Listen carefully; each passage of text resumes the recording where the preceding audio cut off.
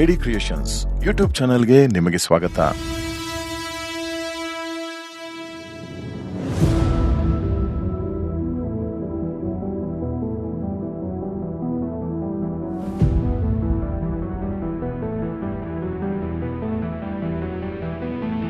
Cavity ಒಳಗಡೆ extend ಆಗಿರ್ಬೋದು, ಇಲ್ಲ ವಾಲಲ್ಲಿ ಇರ್ಬೋದು, ಇಲ್ಲ ವಾಲಿಂದ ಹೊರಗೆ ಇರ್ಬೋದು, ಅದೆಲ್ಲ ವೆರೈಟೀಸ್ ಆಫ್ ಫೈಬ್ರಾಯ್ಡ್ಸ್ ಆದಿದ್ದಾಗ ಹೆವಿ ಪೀರಿಯಡ್ಸ್ ಆಗುತ್ತೆ.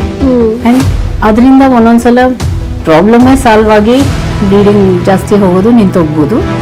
ಈ ಪೇನ್ ಕಿಲ್ಲರ್ಸ್ ಇಂದ ಏನಾದ್ರು ಸೈಡ್ ಎಫೆಕ್ಟ್ಸ್ ಆಗ್ತಾ ಇರುತ್ತೆ ಏನಾದ್ರು? ಕೆಲವರಿಗೆ ಯಾವ ಎಕ್ಸ್ಟೆಂಟ್ಗೆ ಅದು ಪೇನ್ ಇರುತ್ತೆ ಅಂದರೆ, ಆ ಪೇನ್ ಬಂದರೆ ಒದ್ದಾಡ್ಕೊಂಡು ಈವನ್ ತಲೆ ಸುತ್ತಿ ಬಿದ್ದೋಗ್ತಾರೆ, ಫೇಂಟ್ ಆಗಿಬಿಡ್ತಾರೆ. ಒಂದು ಇಡೀ ಸೈಕಲಲ್ಲಿ 1 or 2 days ಅಷ್ಟೇನೆ ಪ್ರೆಗ್ನೆನ್ಸಿ ಆಗೋಕ್ಕೆ ಹೆಲ್ಪ್ ಮಾಡೋದು. ತಾಯಿ ಒಂದು ನ್ಯಾಚುರಲ್ ಆಗಿ ಅಂದರೆ ಗರ್ಭಧಾರಣೆ ಮಾಡೋದು ಎಷ್ಟು ಕಷ್ಟ ಆಗ್ತಾ ಇದೆಯಾ? ನಮ್ಮ ಮೆಡಿಕಲ್ ಫೀಲ್ಡಲ್ಲಿ ಹೊಸ ಟೆಕ್ನಾಲಜಿ ಬರ್ತಾ ಇದೆ. ಮದುವೆ ಆಗಿಲ್ಲ, ನಂದು ಎಗ್ಗು ಪ್ರಿಸರ್ವ್ ಮಾಡಿ ಅಂತ ಒಂದು ಮಗುನ IVF ಅಲ್ಲಿ ಮಾಡ್ಕೊಂಡಿರ್ತಾರೆ, 2ನೇ ಮಗುನ ಪ್ರಿಸರ್ವ್ ಮಾಡಿ ಅಂತಾರೆ. ಮನುಷ್ಯ ಇಲ್ಲದೇ ಇದ್ರೆ ಒಂದು ಮಗು ಹುಟ್ಟುತ್ತೆ ಅನ್ಸುತ್ತೆ ಮುಂದೆ. ಮಗುನ ಹಡಿಯೋಳೆ ಬೇರೆ ಇರ್ತಾಳೆ, ಎಗ್ಗು ಮತ್ತೆ ಸ್ಪರ್ಮ್ ಇನ್ಯಾವುದೋ ಒಂದು ಬೇರೆಯವ್ರದ್ದಿರುತ್ತೆ. ಆ ಸ್ಪರ್ಮ್ ಅಲ್ಲೇ ಸತ್ತೋಗ್ಬಿಡುತ್ತೆ. ಹಸ್ಬೆಂಡ್ನ ಕೂಡ ನಾವು ಲೇಬರ್ ರೂಮಲ್ಲಿ ಬಿಡ್ತೀವಿ. ಹಸ್ಬೆಂಡ್ ಆಗಲಿ, ತಾಯಿ ಆಗಲಿ, ಇಲ್ಲ ಅತ್ತೆ ಮನೆಯವ್ರು ಯಾರು ಸಪೋರ್ಟ್ ಕೊಡ್ತಾ ಇಲ್ಲ ಅಂದರೆ ಅದು ತುಂಬಾ ಎಫೆಕ್ಟ್ ತೋರಿಸುತ್ತೆ. ನಾವು ಯಾರಿಗಂದ್ರೆ ಅವ್ರಿಗೆ ಸರೋಗಸಿ ಮಾಡೋಕ್ಕಾಗಲ್ಲ. ಮತ್ತು ಡೋನರ್ ಯಾರು ಅಂತ ಬಿಟ್ಕೊಡೋದಿಲ್ಲ. ರಿಲೇಷನ್ ಆಗ್ತಾ ಇದೆಯಾ ಇಲ್ಲ ನೋಡೋಕ್ಕೆ ಅದು ಕಿಟ್ಟೆಲ್ಲ ಬರುತ್ತೆ.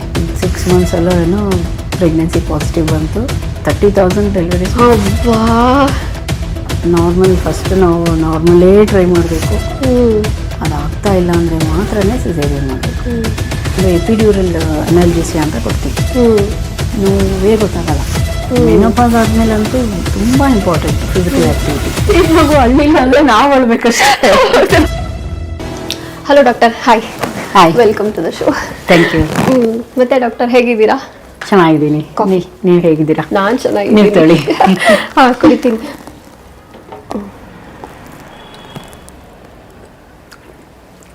ಮತ್ತೆ ಏನಂದರೆ, ಒಂದು ಎಲ್ರಿಗೂ ಬೇಕಾಗಿರೋ ಒಂದು ಮೇಜರ್ ಕ್ವಶನ್ ನಾನು ನಿಮ್ಮನ್ನು ಕೇಳ್ತಾ ಇದ್ದೀನಿ. ಅಂದರೆ ಈ ಎಲ್ಲ ಹೆಣ್ಮಕ್ಳಿಗೆ ಹೆವಿ ಪೀರಿಯಡ್ಸ್ ಆಗೋದು, ಪೇಯ್ನ್ ಆಗೋದು, ಒಂದೊಂದ್ಸಲ ಏನಾಗುತ್ತೆ ಎಕ್ಸಾಮ್ ಟೈಮಲ್ಲೂ ಆಗಿಬಿಡುತ್ತೆ. ಎಕ್ಸಾಮ್ಗೆ ಹೋಗೋಕ್ಕಾಗಲ್ಲ, ಕಾಲೇಜ್ಗೆ ಹೋಗೋಕ್ಕಾಗಲ್ಲ, ಆಫೀಸಿಂದ ಎದ್ದೇ ಬಂದುಬಿಡೋಣ, ಮನೆಗೆ ಹೋಗಿಬಿಡೋಣ, ರಜಾ ಹಾಕ್ಬಿಡೋಣ, ಇವತ್ತು ಹೋಗೋದೇ ಬೇಡ ಅನ್ನೋಷ್ಟು ಪೇಯ್ನು ತಡ್ಕೊಳಕ್ಕೆ ಆಗಲ್ಲ. ಅಂಥ ಸಿಚುವೇಶನ್ಗಳನ್ನ ಹೇಗೆ ಹ್ಯಾಂಡಲ್ ಮಾಡೋದು? ಇವಾಗ ನೋಡಿ, ಸ್ವಲ್ಪ ಪೇಯ್ನ್ ಆಗೋದು ಅದು ನಾರ್ಮಲ್.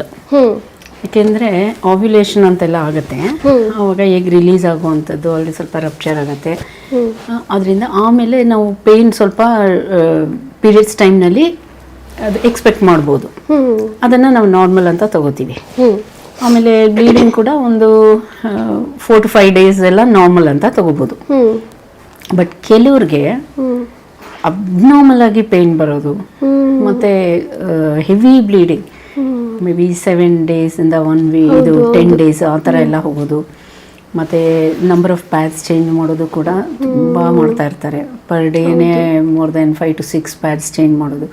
ಈ ಥರ ಎಲ್ಲ ಆದರೆ ಇದನ್ನು ನಾವು ಮೆನೊರೇಜಿಯಾ ಅಂತ ಕರಿತೀವಿ. ಅಂದರೆ ಜಾಸ್ತಿ ಬ್ಲೀಡಿಂಗ್ ಆಗ್ತಾ ಇದೆ ನಾರ್ಮಲ್ಗಿಂತ ಅಂತ.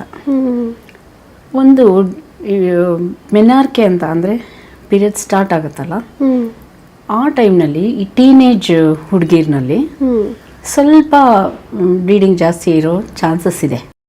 ಅದನ್ನು ನಾವು ಪ್ಯೂಬರ್ಟಿ ಮೆನೊರೇಜಿಯಾ ಅಂತ ಕರಿತೀವಿ.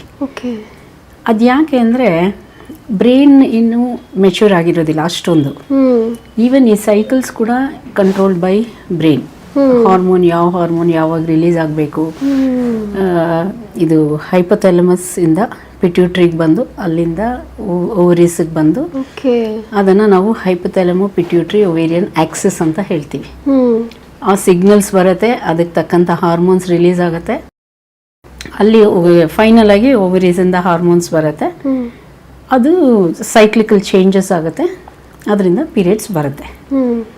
ಬಟ್ ಇದು ಇನ್ನೂ ಇಮ್ಮೆಚ್ಯೂರ್ ಆಗಿರೋದ್ರಿಂದ ಇವನ್ ಆ ಬ್ರೈನ್ ಕೂಡ, ಸೊ ಆ ಏಜ್ನಲ್ಲಿ ಮೇ ಬಿ ಅಪ್ ಟು ಒಂದು 16-17 years ತನಕನೂ ಹೆವಿ ಬ್ಲೀಡಿಂಗ್ ಆಗ್ಬೋದು ವಿತೌಟ್ ಎನಿ ಇದು ಡಿಸೀಸ್. ಅದನ್ನು ನಾವು ಪ್ಯೂಬರ್ಟಿ ಮೆನೊರೇಜಿಯಾ ಅಥವಾ ಫಿಸಿಯಲಾಜಿಕಲ್ ಕಂಡೀಷನ್ ಅಂತ ಕರಿತೀವಿ. ಇದು ಬಿಟ್ಟು ಬೇರೆ ದೊಡ್ಡವರಲ್ಲಿ ಆಗ್ಬೋದು, ಯಾವುದೇ ಏಜ್ ಗ್ರೂಪಲ್ಲಿ ಆಗ್ಬೋದು.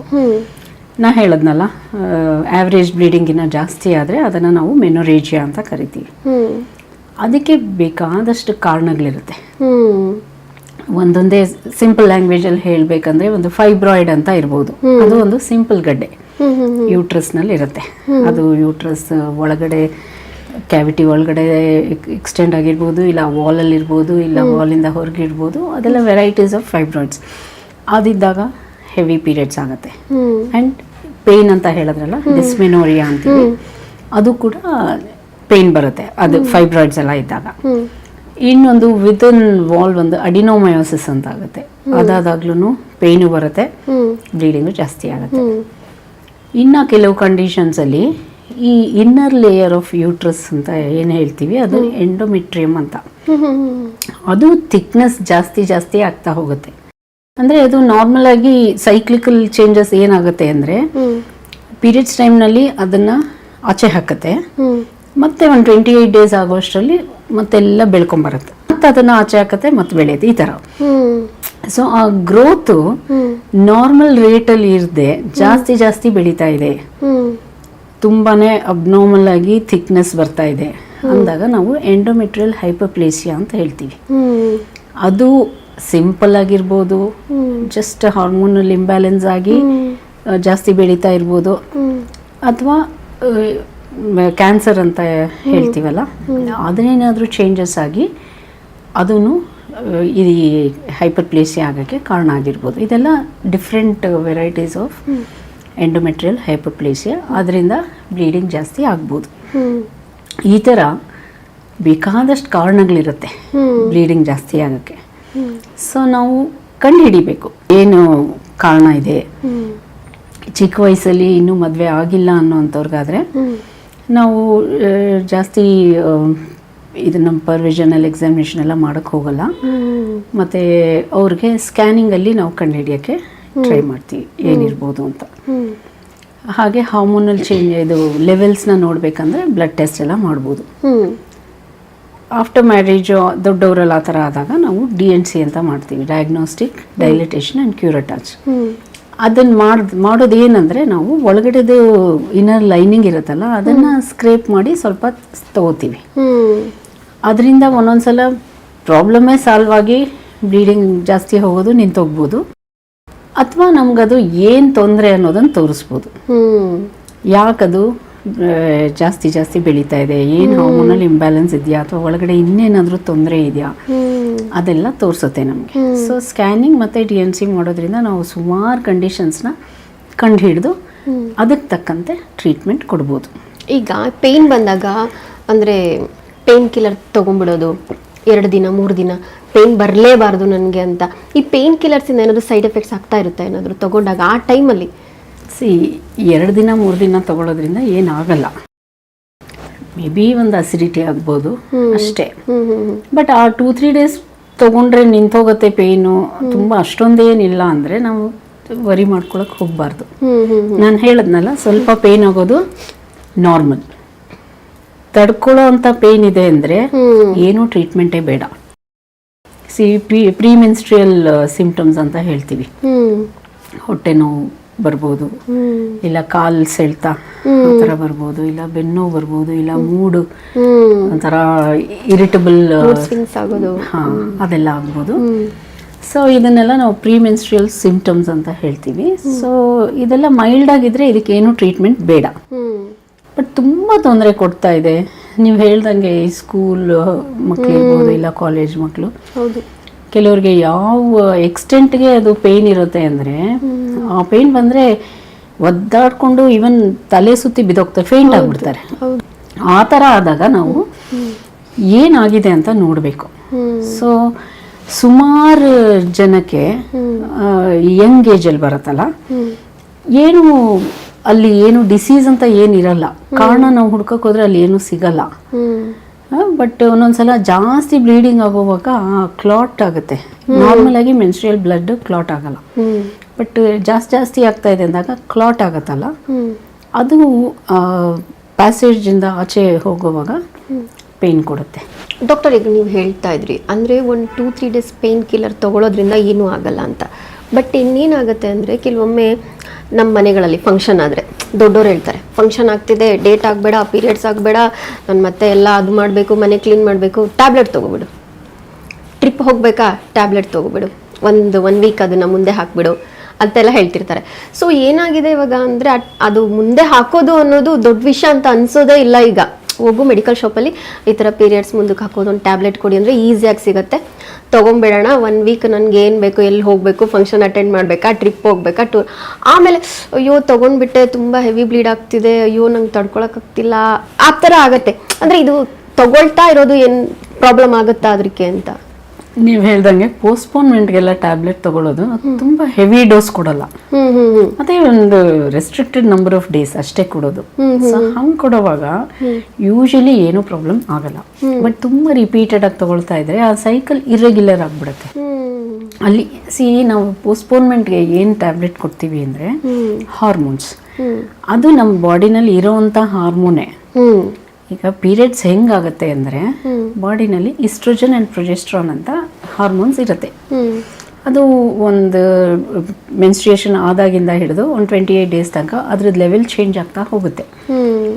ಜಾಸ್ತಿ ಆಗ್ತಾ ಕೊನೆಯಲ್ಲಿ around end of the month ಬಂದಾಗ ಅದು ಸಡನ್ನಾಗಿ ಡ್ರಾಪ್ ಆಗುತ್ತೆ. ಆ ಡ್ರಾಪ್ ಆದಾಗ ಬ್ಲೀಡಿಂಗ್ ಸ್ಟಾರ್ಟ್ ಆಗುತ್ತೆ. ಈ ಪೋಸ್ಟ್ಪೋನ್ ಅಂದರೆ ನಾವು ಹೆಂಗೆ ಮಾಡ್ತೀವಿ ಅಂದರೆ ಅದನ್ನು ಡ್ರಾಪ್ ಆಗಕ್ಕೆ ಬಿಡಲ್ಲ. ಅದು ಇನ್ನೂ ಯಾವ ಲೆವೆಲಲ್ಲಿ ಹೈ ಇರುತ್ತಲ್ಲ ಅದನ್ನು ಮೇಂಟೈನ್ ಮಾಡ್ಕೊಂಡು ಹೋಗ್ತೀವಿ. ಇನ್ನೊಂದು ಎಷ್ಟು ದಿನ ಬೇಕು, 1 ವಾರನ 4 ದಿನನ, ಅಷ್ಟು ದಿನ ಅದನ್ನು ಮೇಂಟೈನ್ ಮಾಡಿದ್ರೆ ಅಷ್ಟು ದಿನ ಮುಂದೋಗುತ್ತೆ. ಆಮೇಲೆ ನಿಲ್ಲಿಸ್ತೀವಲ್ಲ 4-5 ದಿನನೋ ಎಷ್ಟು ದಿನ ಆದಮೇಲೆ, ಅವಾಗ ಏನಾಗಬೇಕಾಗಿತ್ತೋ ಮುಂಚೆ ಸಡನ್ ಆಗಿ ಡ್ರಾಪ್ ಆಗುತ್ತೆ, ಬ್ಲೀಡಿಂಗ್ ಆಗುತ್ತೆ. ಸೊ ಇದು ಪ್ರಿನ್ಸಿಪಲ್. ಇದು ಏನಾಗುತ್ತೆ, ಈಗ ನಾನು ಹೇಳ್ದಂಗೆ ಇದು ಹಾರ್ಮೋನ್ ಬಾಡಿನಲ್ಲಿ ಒಂದು ಲೆವೆಲಲ್ಲಿ ಸೆಕ್ರೇಟ್ ಆಗ್ತಾ ಬರ್ತಾ ಇರುತ್ತೆ. ಹೊರಗಡೆಯಿಂದ ರಿಪೀಟೆಡ್ ಆಗಿ ನಾವು ಆ್ಯಡ್ ಮಾಡ್ತಾ ಹೋದರೆ ಇಂಬ್ಯಾಲೆನ್ಸ್ ಆಗೋ ಚಾನ್ಸಸ್ ಜಾಸ್ತಿ. ಅದರಿಂದ ಒಂದೊಂದ್ಸತಿ ಹೆವಿ ಬ್ಲೀಡಿಂಗ್ ಆಗ್ಬೋದು, ಒಂದೊಂದ್ಸತಿ ಇರ್ರೆಗ್ಯುಲರ್ ಆಗಿ ನೆಕ್ಸ್ಟ್ ಎಲ್ಲ ಸೈಕಲ್ಸ್ ಎಲ್ಲ ಇರ್ರೆಗ್ಯುಲರ್ ಆಗ್ಬೋದು. ಸೊ ಈ ಥರ ಪ್ರಾಬ್ಲಮ್ಸ್ ಬರೋ ಚಾನ್ಸಸ್ ಇದೆ. ಬಟ್ ತುಂಬ ರಿಪೀಟೆಡ್ ಆಗಿ ತೊಗೊಂಡ್ರೆ ಆಗತ್ತೆ ಅಷ್ಟೇ. ಜಸ್ಟ್ ಯಾವಾಗಲೂ ಒಂದ್ಸಲ ತಗೋಬಹುದು, ಅಂದರೆ ತುಂಬ ಅವಶ್ಯಕತೆ ಇದೆ ಅಂದಾಗ ತಗೋಬಹುದು.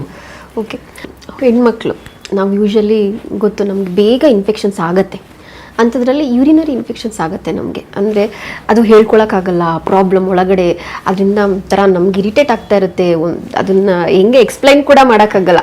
ಈ ಸಮಸ್ಯೆಗಳು ಬಂದಾಗ ಇದನ್ನು ಹೇಗೆ ಅವಾಯ್ಡ್ ಮಾಡೋಕ್ಕಾಗತ್ತೆ ನಾವು? ಅಥವಾ ಆದಾಗ ಅದಕ್ಕೆ ಏನಾದರೂ ತಕ್ಷಣಕ್ಕೆ ಏನಾದರೂ ತಗೊಳ್ಳೋದು? ಯೂರಿನ್ ಇನ್ಫೆಕ್ಷನ್, ಯೂರಿನರಿ ಇನ್ಫೆಕ್ಷನ್ ಬೇಗ ಆಗುತ್ತೆ ಹೆಣ್ಮಕ್ಳಲ್ಲಿ. Urine infection more common than ಗಂಡ್ಮಕ್ಳು. ಹೌದು. ಅದು ಯಾಕೆ ಅಂದರೆ ಆ ಜಾಗ ಎಲ್ಲ ಹತ್ರ ಇರುತ್ತೆ. ಸೊ ಯೂರಿನರಿ ಟ್ರ್ಯಾಕ್ಟ್, ಅದ್ರ ಕೆಳಗಡೆ ರಿಪ್ರೊಡಕ್ಟಿವ್ ಆರ್ಗನ್ ವೆಜೈನ್ ಅಂತ ಹೇಳಿ, ಅದ್ರ ಕೆಳಗಡೆ ಮೋಷನ್ ಆಗೋ ಜಾಗ ಎಲ್ಲ ಹತ್ರ ಇರೋದ್ರಿಂದ ಇನ್ಫೆಕ್ಷನ್ ಒಂದು ಕಡೆಯಿಂದ ಇನ್ನೊಂದು ಕಡೆಗೆ ಬೇಗ ಹೋಗುತ್ತೆ. ಅದರಿಂದ ಯೂರಿನ್ ಇನ್ಫೆಕ್ಷನ್ ತುಂಬ ಕಾಮನ್ ಆಗಿ ಹೆಣ್ಮಕ್ಳಲ್ಲಿ ನೋಡ್ತೀವಿ. ನೀವು ಹೇಳ್ದಂಗೆ ಅದು ತುಂಬಾ ಡಿಸ್ಕಂಫರ್ಟ್ ಇರುತ್ತೆ. ಆಮೇಲೆ ಅವಾಗವಾಗ ಹೋಗ್ತಾ ಇರಬೇಕು ಅನ್ಸುತ್ತೆ. ಅಲ್ಲಿ ಹೋದರೆ ಮತ್ತೆ ಈ ಆಚೆ ಬಂದ ತಕ್ಷಣ ತಿರ್ಗಾ ಹೋಗ್ಬೇಕನ್ಸುತ್ತೆ. ಒಂಥರ ಅದು ಸ್ಯಾಟಿಸ್ಫ್ಯಾಕ್ಷನ್ ಇರಲ್ಲ, ಮತ್ತು ಆ ಡಿಸ್ಕಂಫರ್ಟ್ ಹೋಗೋಕ್ಕೆ ಮತ್ತೆ ಅಲ್ಲಿ ಹೋಗಬೇಕು ಅನ್ನೋ ಥರ. ಇದೆಲ್ಲ ಎಸ್ಪೆಷಲಿ ಎಲ್ಲ ಹೊರಗೆಲ್ಲ ಹೋಗ್ಬೇಕಂದ್ರೆ ತುಂಬ ತೊಂದರೆ ಕೊಡುತ್ತೆ. ಹೌದು. ಸೊ ಏನು ಅಡ್ವೈಸ್ ಮಾಡಬೇಕು ಅಂದರೆ, ತುಂಬ ರಿಪೀಟೆಡ್ ಆಗಿ ಆಗ್ತಾ ಇದೆ ಅಂದರೆ ನಾವು ಇನ್ವೆಸ್ಟಿಗೇಟ್ ಮಾಡಬೇಕಾಗತ್ತೆ. ಏನಾದರೂ ಬ್ಲ್ಯಾಡರಲ್ಲಿ ಅಥವಾ ಯೂರೇಟ್ರ್, ರೀನಲ್ ಸಿಸ್ಟಮ್ ಅದರಲ್ಲಿ ಏನಾದರೂ ಪ್ರಾಬ್ಲಮ್ ಇದೆಯಾ? ಫಾರ್ ಎಕ್ಸಾಂಪಲ್ ಕೆಲವ್ರಿಗೆ ಕಿಡ್ನಿಯಿಂದ ಬ್ಲ್ಯಾಡರ್ಗೆ ನಾವು ಯೂರೇಟರ್ ಅಂತ ಬರುತ್ತೆ, ಅದು ಆ ಟ್ಯೂಬ್, ಅದರಿಂದಾನೇ ಯೂರಿನ್ ಪಾಸ್ ಆಗಬೇಕು. ಕಿಡ್ನಿನಲ್ಲಿ ಯೂರಿನ್ ಸೆಕ್ರೀಟ್ ಆಗುತ್ತೆ, ಅಲ್ಲಿಂದ ಯೂರೇಟರ್ ಮೂಲಕ ಬ್ಲ್ಯಾಡರ್ಗೆ ಬರುತ್ತೆ, ಅಲ್ಲಿಂದ ಇನ್ನೊಂದು ಟ್ಯೂಬ್ ಬರುತ್ತೆ. ಸೊ ಅದು ಯೂರೆತ್ರ ಅಂತ, ಅದು ಹೊರಗಡೆಗೆ ಓಪನ್ ಆಗಿರುತ್ತೆ, ಅಲ್ಲಿ ಆಚೆ ಹೋಗುತ್ತೆ. ಸೊ ಈ ಟ್ರ್ಯಾಕ್ಟಲ್ಲಿ ಏನಾದರೂ ಅಬ್ನಾರ್ಮ್ಯಾಲಿಟಿ ಇದ್ರೆ, ಅಂದರೆ ಡೂಪ್ಲಿಕೇಟ್ ಆಗಿದ್ರೆ, ಈಗ ಒಂದೇ ಯೂರೇಟರ್ ಬರಬೇಕು, ಅದೇನಾದರೂ 2 ಆಗ್ಬಿಟ್ಟು ಅಲ್ಲಿ ಅಟ್ಯಾಚ್ ಆಗಿದ್ರೆ, ಆ ಥರ ಅನಟಾಮಿಕಲ್ ವೇರಿಯೇಷನ್ ಅಂತ ಹೇಳ್ತೀವಿ. Okay okay. ಅಂಥ ಟೈಮಲ್ಲಿ ಯೂರಿನ್ ಇನ್ಫೆಕ್ಷನ್ ಆಗೋ ಚಾನ್ಸಸ್ ಜಾಸ್ತಿ. ಎಲ್ಲೆಲ್ಲಿ ಯೂರಿನ್ ಸ್ಟೇಸಿಸ್ ಅಂದರೆ ಅಲ್ಲೇ ಜಾಸ್ತಿ ಹೊತ್ತು ಉಳ್ಕೊಂಡಿರುತ್ತೆ, ಆವಾಗ ಅಲ್ಲಿ ಬ್ಯಾಕ್ಟೀರಿಯಾ ಬೆಳೆಯೋಕ್ಕೆ ಅಥವಾ ಇನ್ಫೆಕ್ಷನ್ ಆಗೋ ಚಾನ್ಸಸ್ ಇರುತ್ತೆ. ಸೊ ನಾವೇನು ಮಾಡಬೇಕು, ತುಂಬ ರಿಪೀಟೆಡಾಗಿ ಆಗ್ತಾ ಇದೆ ಅಂದರೆ ಟ್ರ್ಯಾಕ್ಟಲ್ಲಿ ಏನಾದರೂ ರೀನಲ್ ಸಿಸ್ಟಮಲ್ಲಿ ಏನಾದರೂ ಪ್ರಾಬ್ಲಮ್ ಇದೆಯಾ ಕಂಡುಹಿಡಿಬೇಕು. ಅದು ಏನಿಲ್ಲ, ಎಲ್ಲ ನಾರ್ಮಲ್ ಇದೆ ಅಂದ್ರೂ ರಿಪೀಟೆಡಾಗಿ ಇನ್ಫೆಕ್ಷನ್ ಆಗ್ತಾ ಇದೆ ಅಂದರೆ ಒಂದು ಡಯಾಬಿಟಿಸ್ ಇದೆಯಾ ನೋಡಬೇಕು. ಡಯಾಬಿಟಿಸ್ ಇರೋರ್ಗು ರಿಪೀಟೆಡಾಗಿ ಯೂರಿನ್ ಇನ್ಫೆಕ್ಷನ್ ಆಗುತ್ತೆ. ಇಲ್ಲ ಈ ಮೆನೋಪಾಸ್ ಆದವ್ರಿಗೆ ಅವ್ರಿಗೂ ಅವಾಗವಾಗ ಇನ್ಫೆಕ್ಷನ್ ಆಗುತ್ತೆ. ಇದೆಲ್ಲ ಏನೂ ಇಲ್ಲ ಅಂದರೂ ಆಗ್ತಾ ಇದೆ ಅಂದರೆ ಅವ್ರದ್ದು ಹ್ಯಾಬಿಟ್ಸ್ ನಾವು ನೋಡಬೇಕು. ಅಂದರೆ ಬೆಳಗ್ಗೆ ಯೂರಿನ್ ಪಾಸ್ ಮಾಡಿದ್ರೆ ಸಾಯಂಕಾಲ ತನಕ ಹಾಗೆ ಕಟ್ಕೊಂಡಿರೋದು. ಹೌದು, ಈ ಹೆಣ್ಮಕ್ಳುಗಳು ಹೊರಗಡೆ ಹೋಗಲ್ಲ ಅನ್ನೋದು, ಕಾಲೇಜಿಗೆ ಹೋಗ್ಬಿಟ್ಟು ಮನೆಗೆ ಬರಬೇಕು ಅಂತ ಅನ್ನೋದು, ಲಾಂಗ್ ಟೈಮ್ ಅದು ಯಾವಾಗ ಬ್ಲ್ಯಾಡರ್ ಒಳಗಡೆನೆ ಯೂರಿನ್ ಕುತ್ಕೊಂಡಿರತ್ತೆ ಆವಾಗ ಇನ್ಫೆಕ್ಷನ್ ಆಗುತ್ತೆ. ಆಮೇಲೆ ಕೆಲವು ಪಬ್ಲಿಕ್ ಟಾಯ್ಲೆಟ್ಸ್ ಇರ್ಬೋದು, ಯಾವುದೋ ಒಂದು ಗಲೀಜಿರೋ ಟಾಯ್ಲೆಟ್ ಯೂಸ್ ಮಾಡ್ಬೋದು, ಆವಾಗ್ಲೂ ಇನ್ಫೆಕ್ಷನ್ ಆಗುತ್ತೆ. ಸೊ ಇದನ್ನೆಲ್ಲ ಅವಾಯ್ಡ್ ಮಾಡಬೇಕು. ಅಲ್ಲಿ ಆ ಜಾಗನ ಕ್ಲೀನಾಗಿ ಇಟ್ಕೋಬೇಕು. ಇಲ್ಲ ಸೋಪ್ ಹಾಕಿ ವಾಶ್ ಮಾಡಬೇಕು, ಇಲ್ಲ ಕೆಲವು ವಾಶ್ ಲಿಕ್ವಿಡ್ ಸಿಗತ್ತೆ, ಅಂಥದ್ದು ಹಾಕ್ಕೊಂಡು ಎವ್ರಿ ಟೈಮ್ ವಾಶ್ರೂಮ್ ಹೋದಾಗ್ಲೂ ಅದನ್ನೆಲ್ಲ ಕ್ಲೀನಾಗಿ ಕೈಗೆ ಹಾಕ್ಕೊಂಡ್ರೆ ನೊರೆ ಬರುತ್ತೆ, ಆ ಜಾಗ ಎಲ್ಲ ನೀಟಾಗಿ ಇಟ್ಕೋಬೇಕು. ಸೊ ಈ ಥರ ಎಲ್ಲ ಅಲ್ಲಿ ಕ್ಲೆನ್ಲಿನೆಸ್ ಮೇಂಟೈನ್ ಮಾಡೋದ್ರಿಂದ, ಮತ್ತು ತುಂಬ ನೀರು ಕುಡಿಬೇಕು. ನೀರು ಕಮ್ಮಿ ಕುಡಿದ್ರೂ ಆ ಯೂರಿನ್ ಕಾನ್ಸಂಟ್ರೇಟೆಡ್ ಯೂರಿನ್ ಬರುತ್ತಲ್ಲ ಆವಾಗಲೂ ಉರಿ ಬರುತ್ತೆ. ಯೂರಿನ್ ಇನ್ಫೆಕ್ಷನ್ ಆದಾಗ ಬರ್ನಿಂಗ್ ಮಿಕ್ಚುರೇಷನ್ ಅಂತ ಹೇಳ್ತೀವಿ, ಅಂದರೆ ಯೂರಿನ್ ಪಾಸ್ ಮಾಡುವಾಗ ಉರಿ ಆಗೋದು, ಅದೇನೇ ಸಹಿಸ್ಕೊಳಕ್ಕಾಗಲ್ಲ. ನೀವು ಹೇಳಿದ್ರಲ್ಲ ಯಾರ ಹತ್ರನೂ ಹೇಳ್ಕೊಳಕ್ಕಾಗಲ್ಲ ಅಂತ, ಅದು ಅದರಿಂದಾನೆ ಆ ಉರಿ ಅದೆಲ್ಲ ಒಂಥರ ಸಹಿಸೋಕ್ಕಾಗಲ್ಲ. ಆವಾಗ ನಾವು ಜಾಸ್ತಿ ನೀರು ಕುಡೀರಿ, ಅಥವಾ ಎನಿಥಿಂಗ್, ಎನಿ ಲಿಕ್ವಿಡ್, ಎಳ್ನೀರು ಇರ್ಬೋದು, ನೀರಿರ್ಬೋದು, ಬಾರ್ಲಿ ವಾಟರ್ ಅಥವಾ ಏನೋ ಒಂದು ಲಿಕ್ವಿಡ್, ಮೇ ಬಿ ಒಂದು 2 to 3 times the normal intake ತಗೊಳ್ತಾ ಇದ್ರೆ ಆಗ ಅದು ಇನ್ಫೆಕ್ಷನ್ ಇದ್ರೆ ಅದನ್ನು ಫ್ಲಶ್ ಔಟ್ ಮಾಡುತ್ತೆ, ಮತ್ತು ಅದು ಉರಿ ಎಲ್ಲ ಇರೋದನ್ನು ಹೋಗಿಸುತ್ತೆ. ಆಮೇಲೆ ಇದಕ್ಕೂ ಕಮ್ಮಿ ಆಗಿಲ್ಲ ಅಂದರೆ ಒಂದು ಆಲ್ಕಲೈನ್ ಲಿಕ್ವಿಡ್ ಕೊಡ್ತೀವಿ. ಆಸಿಡಿಕ್ ಯೂರಿನ್ ಆದರೆ ಅಲ್ಲಿ ಉರಿ ಬರುತ್ತೆ, ಸೊ ಅದನ್ನು ನ್ಯೂಟ್ರಲೈಸ್ ಮಾಡೋಕ್ಕೆ ಒಂದು ಆಲ್ಕಲೈನ್ ಸಿಟ್ರಾಲ್ಕ ಆ ಥರ ಎಲ್ಲ ಬರುತ್ತೆ, ಅದು ಲಿಕ್ವಿಡ್ ಕೊಟ್ಟರೆ ಅದು ಸ್ವಲ್ಪ ಉರಿ ಎಲ್ಲ ಕಡಿಮೆ ಆಗುತ್ತೆ. ಅಂದರೆ ಡಾಕ್ಟರ್ ನೀವು ಹೇಳೋದು ಅಂದರೆ ತುಂಬ ಹೊತ್ತು ಅದನ್ನು ಹೋಲ್ಡ್ ಮಾಡೋದು, ಅದು ಮತ್ತು ನೀರು ಕುಡಿದೇ ಇರೋದು, ಇದೆರಡರಿಂದ ಅಟ್ಲೀಸ್ಟ್ ಸ್ವಲ್ಪ ಕಡಿಮೆ ಮಾಡ್ಕೋಬೋದು ಆಗೋದು ಇನ್ಫೆಕ್ಷನ್ ಅಂತ, ಅದು ಮೇಯ್ನು. ಆಮೇಲೆ ಪೀರಿಯಡ್ಸ್ ಟೈಮ್ನಲ್ಲಿ ಕ್ಲೀನಾಗಿ ಇಟ್ಕೋಬೇಕು. ಈ ಪ್ಯಾಡ್ಗಳ ಬಗ್ಗೆ ನಾನು ಕೇಳೋಣ ಅನ್ಕೊಂಡೆ. ಅಂದರೆ ಒಂದು ಡೇಗೆ ಎಷ್ಟು ಪ್ಯಾಡ್ ಚೇಂಜಸ್ ಮಾಡಬೇಕಾಗುತ್ತೆ? ಈಗ ಕೆಲವು ಕಾಲೇಜ್ಗೆ ಹೋಗಿರ್ತಾರೆ, ಬೆಳಗ್ಗೆ ಹಾಕಿರ್ತಾರೆ, ಬ್ಲೀಡಿಂಗ್ ಆಗ್ತಾ ಇದೆ, 2 to 3 ಪ್ಯಾಡ್ಸ್ ಚೇಂಜ್ ಮಾಡೋದು ನಾರ್ಮಲ್. ಅದಕ್ಕಿಂತ ಜಾಸ್ತಿ ರಿಕ್ವೈರ್ಮೆಂಟ್ ಇದೆ ಅಂದರೆ ನಾನು ಹೇಳಿದ್ನಲ್ಲ. ಅಲ್ಲ ಅಂದ್ರೆ ನಾನು ಯೂಶಲಿ ಕೇಳ್ತಾ ಇರೋದು ಹೇಗೆ ಅಂದರೆ, ಈಗೆಲ್ಲ ಹೇಳ್ತಾರೆ ಪ್ಯಾಡ್ಗಳು ಅದು ತುಂಬ ಪ್ಲಾಸ್ಟಿಕ್ ಇರುತ್ತೆ, ತುಂಬ ಹೊತ್ತು ಹಾಕೊಂಡ್ರೆ ಕ್ಯಾನ್ಸರ್ ಬರೋ ಚಾನ್ಸಸ್ ಇರುತ್ತೆ, ಅಂದರೆ ಬ್ಲೀಡ್ ಆಗದೆ ಹೋಗಲಿ ಒಂದು 3 hour 4 hourಗೆ ಇನ್ನೊಂದು ಚೇಂಜ್ ಮಾಡೋದು ತುಂಬ ಒಳ್ಳೇದು ಅಂತ ಹೇಳ್ತಾ ಇರ್ತಾರೆ. ಅದು ಒಪ್ಕೊಳ್ತೀನಿ, ಅದು ಚೇಂಜ್ ಮಾಡಬೇಕು. ಬಟ್ ಅದಕ್ಕಿಂತ ಈಗ ಮೆನ್ಸ್ಟ್ರಿಯಲ್ ಕಪ್ಸ್ ಅಂತ ಬರ್ತಾ ಇದೆ, ಸೊ ಅದು ಹೋಲ್ಡ್ ಮಾಡುತ್ತೆ, ಬ್ಲಡ್ ಹೋಗುವಲ್ಲಿ ಕಲೆಕ್ಟ್ ಆಗುತ್ತೆ, ಅದನ್ನ ವಾಶ್ ಮಾಡಿ ಮತ್ತೆ ಯೂಸ್ ಮಾಡ್ಬೋದು. ಈ ಪ್ಯಾಡ್ಸ್ಗಿಂತ ಅದು ತುಂಬಾ ಒಳ್ಳೆಯದು. ಈಗ ಅದು ಹೆಚ್ಚು ಎಲ್ಲರೂ ಯೂಸ್ ಮಾಡ್ತಾ ಇದ್ದಾರೆ. ಡಾಕ್ಟರ್, ಮತ್ತೆ ಈಗ PCOS ಮತ್ತೆ PCOD ಇದು ಏನಾಗಿದೆ ಅಂದರೆ ಎಲ್ಲ ಹೆಣ್ಮಕ್ಳಲ್ಲೂ ಅಂದರೆ ಒಂದು 20 year-ಇಂದ 35-40 ಅವ್ರಿಗೆ ಎಲ್ರಿಗೂ ಕಾಮನ್ ಆಗಿರುತ್ತೆ. ಅಂದರೆ ಯಾರನ್ನಾದರೂ ಕೇಳಿದ್ರೆ PCOS ಇದೆ, ನನ್ನ ಇರ್ರೆಗ್ಯುಲರ್ ಪೀರಿಯಡ್, PCOD ಇದೆ, ನಾನು ಪ್ರೆಗ್ನೆಂಟ್ ಆಗಕ್ಕೆ ಲೇಟ್ ಆಗ್ತಿದೆ, ಅಂದರೆ ಕಾಮನ್ ಆಗಿ ಕೇಳ್ತಾ ಇರ್ತೀವಿ.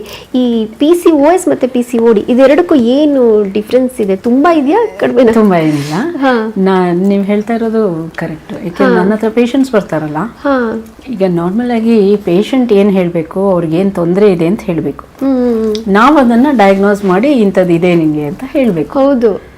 ಈ ಕಂಡೀಷನ್ ಇರೋ ಪೇಷಂಟ್ಸ್ ನನ್ನ ಹತ್ರ ಬಂದು ಡೈರೆಕ್ಟ್ ಆಗಿ ನನಗೆ PCOD ಇದೆ, ಏನು ಮಾಡಲಿ ಅಂತ. ಅದು ಒಂಥರ ಎಲ್ರಿಗೂ ಅದು ಗೊತ್ತಿದೆ ಅಲ್ಲ, ಆ ಥರದ್ದು ಒಂದಿದೆ. ಅದು ಏನಕ್ಕಂದರೆ ಇತ್ತೀಚೆಗೆ ಜಾಸ್ತಿ ಆಗಿದೆ, ಈ ಹಾರ್ಮೋನ್ ವ್ಯತ್ಯಾಸಗಳು ಆಗ್ತಾ ಇರೋದನ್ನು ಇತ್ತೀಚೆಗೆ ಜಾಸ್ತಿ. ರೀಸನ್ನು ಒಂದು ಫಾಸ್ಟ್ ಫುಡ್ ಜಾಸ್ತಿ ತಿಂತಾರಲ್ಲ ಅದರಿಂದ ಇರ್ಬೋದು. ಅದೆಲ್ಲ ತಿನ್ನೋದ್ರಿಂದ ಈ ನಮ್ಮದು ಕೊಲೆಸ್ಟ್ರಾಲು, ಫ್ಯಾಟಿ ಆಸಿಡ್ಸ್ ಅದೇನೇನು ಹೇಳ್ತೀವಿ ಅದೆಲ್ಲ ವ್ಯತ್ಯಾಸ ಆಗುತ್ತೆ. ಅದರಿಂದನೇ ಹಾರ್ಮೋನ್ಸ್ ಬರೋದು, ಅದನ್ನು ಪ್ರಿಕರ್ಸರ್ಸ್ ಅಂತ ಹೇಳ್ತೀವಿ. ಸೊ ಎಲ್ಲ ವ್ಯತ್ಯಾಸ ಆದಾಗ ಹಾರ್ಮೋನ್ ಲೆವೆಲ್ಲೂ ಇಲ್ಲ ಜಾಸ್ತಿ ಆಗೋದು ಇಲ್ಲ ಕಡಿಮೆ ಆಗೋದು ಹೀಗೆಲ್ಲ ಆಗ್ಬಿಟ್ಟು ಹಾರ್ಮೋನ್ ಪ್ರೊಡಕ್ಷನ್ನು ವ್ಯತ್ಯಾಸ ಆಗುತ್ತೆ. ಅವಾಗ ಏನಾಗುತ್ತೆ, ಈ ಓವರಿ ಅಂತ ಇರುತ್ತಲ್ಲ ಅದ್ರ ಒಳಗಡೆ ತಿಂಗಳಿಗೆ ಒಂದು ಫಾಲಿಕಲ್ ಅಂತ ಡೆವಲಪ್ ಆಗಬೇಕು ನಾರ್ಮಲ್ ಆಗಿ. ಅಂದರೆ ಒಂದು ಬ್ಯಾಗ್ ಅಂತ ಇಟ್ಕೊಳ್ಳಿ, ಕಾಮನ್ ಲ್ಯಾಂಗ್ವೇಜ್ ಹೇಳೋದು. ಅದ್ರ ಒಳಗಡೆ ಲಿಕ್ವಿಡ್ ಇರುತ್ತೆ, ಎಗ್ ಇರುತ್ತೆ. ಎವ್ರಿ ಮಂತು ಒಂದು ಎಗ್ ಅದನ್ನು ಒಡ್ಕೊಂಡು ಆಚೆ ಬರುತ್ತೆ. ಅದನ್ನೇ ನಾವು ಓವ್ಯುಲೇಷನ್ ಅಂತ ಹೇಳೋದು. ಅದು ಆಚೆ ಬಂತು ಅಂದರೆ ಆಮೇಲೆ ಪ್ರೆಗ್ನೆನ್ಸಿ ಆಗಕ್ಕೆ ಅದೇ ಹೆಲ್ಪ್ ಮಾಡೋದು. ಆ ಎಗ್ ಬಂದು ಸ್ಪರ್ಮ್ ಜೊತೆ ಸೇರಿ ಫರ್ಟಿಲೈಸ್ ಆಗುತ್ತೆ. ಇದರಲ್ಲಿ ಏನಾಗುತ್ತೆ, ಆ ಬ್ಯಾಗ್ ಅದು ಹೇಳಿದ್ನಲ್ಲ ಒಡೆಯೋದಿಲ್ಲ. PCODಯಲ್ಲಿ PCOD ಅಂದರೆ ಇಟ್ ಇಸ್ ಡಿಸೀಸ್. ಓಕೆ, ಅದೇ ಅಷ್ಟೇ. ಡಿಸೀಸ್ ಬಂದಿದೆ ಅಂತ. ಅದು ಸಿಂಡ್ರೋಮ್, ಇದು ಡಿಸೀಸ್. ಸಿಂಡ್ರೋಮ್ ಅಂದರೆ ಕಲೆಕ್ಷನ್ ಆಫ್ ಸಿಂಪ್ಟಮ್ಸ್. ಅದರಲ್ಲಿ ನಾವು ಡಿಸೀಸಲ್ಲಿ ಎಲ್ಲ ತೋರಿಸ್ಬೋದು, ನೋಡಿ ಈ ಥರ ಇದೆ, ಇದೆಲ್ಲ ಇದು ಅಂತ.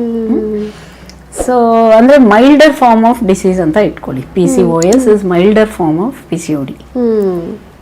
ಸೊ ಅದೇನಾಗುತ್ತೆ, ಅದು ರಪ್ಚರ್ ಆಗಲ್ಲ, ಅಲ್ಲಿ ನೀರೆಲ್ಲ ಇರೋ ಗುಳ್ಳೆ ಹಾಗೆ ಇರುತ್ತೆ, ಎಗ್ ಆಚೆ ಬರಲ್ಲ.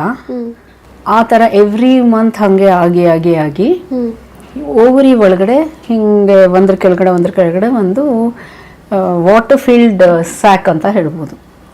ಆ ಥರ ನಿಮಗೆ ಕಾಣಿಸುತ್ತೆ. ಅಲ್ಟ್ರಾಸೌಂಡ್ ಮಾಡಿದ್ರೆ ಅದನ್ನು ನಾವು ಪೆರಿಫೆರಲಿ ಅರೇಂಜ್ಡ್ ಫಾಲಿಕಲ್ಸ್ ಅಂತ ಹೇಳ್ತೀವಿ. ಅಂದರೆ ಸುತ್ತ ಒಂದ್ರ ಕೆಳಗಡೆ ಅರೇಂಜ್ ಆಗಿರೋದು. ಈಗೇನಾಯಿತು, ಒಂದು ಎಗ್ ಆಚೆ ಬರಲಿಲ್ಲ, ಸೊ ಪ್ರೆಗ್ನೆನ್ಸಿ ಆಗೋಕ್ಕಾಗಲಿಲ್ಲ. ಇನ್ನೊಂದು ಅದಾಚೆ ಬಂದಿಲ್ಲ, ಹಾರ್ಮೋನ್ ವ್ಯತ್ಯಾಸ ಆಗ್ತಾ ಇದೆ, ಹಂಗೆಲ್ಲ ಆದಾಗ ಬ್ಲಡ್ಡಲ್ಲಿ ಹಾರ್ಮೋನ್ ಲೆವೆಲ್ಸೂ ವ್ಯತ್ಯಾಸ ಆಗ್ಬಿಟ್ಟು ನಾರ್ಮಲ್ ಟೈಮ್ನಲ್ಲಿ ಬ್ಲೀಡಿಂಗ್ ಮಾಡಲ್ಲ.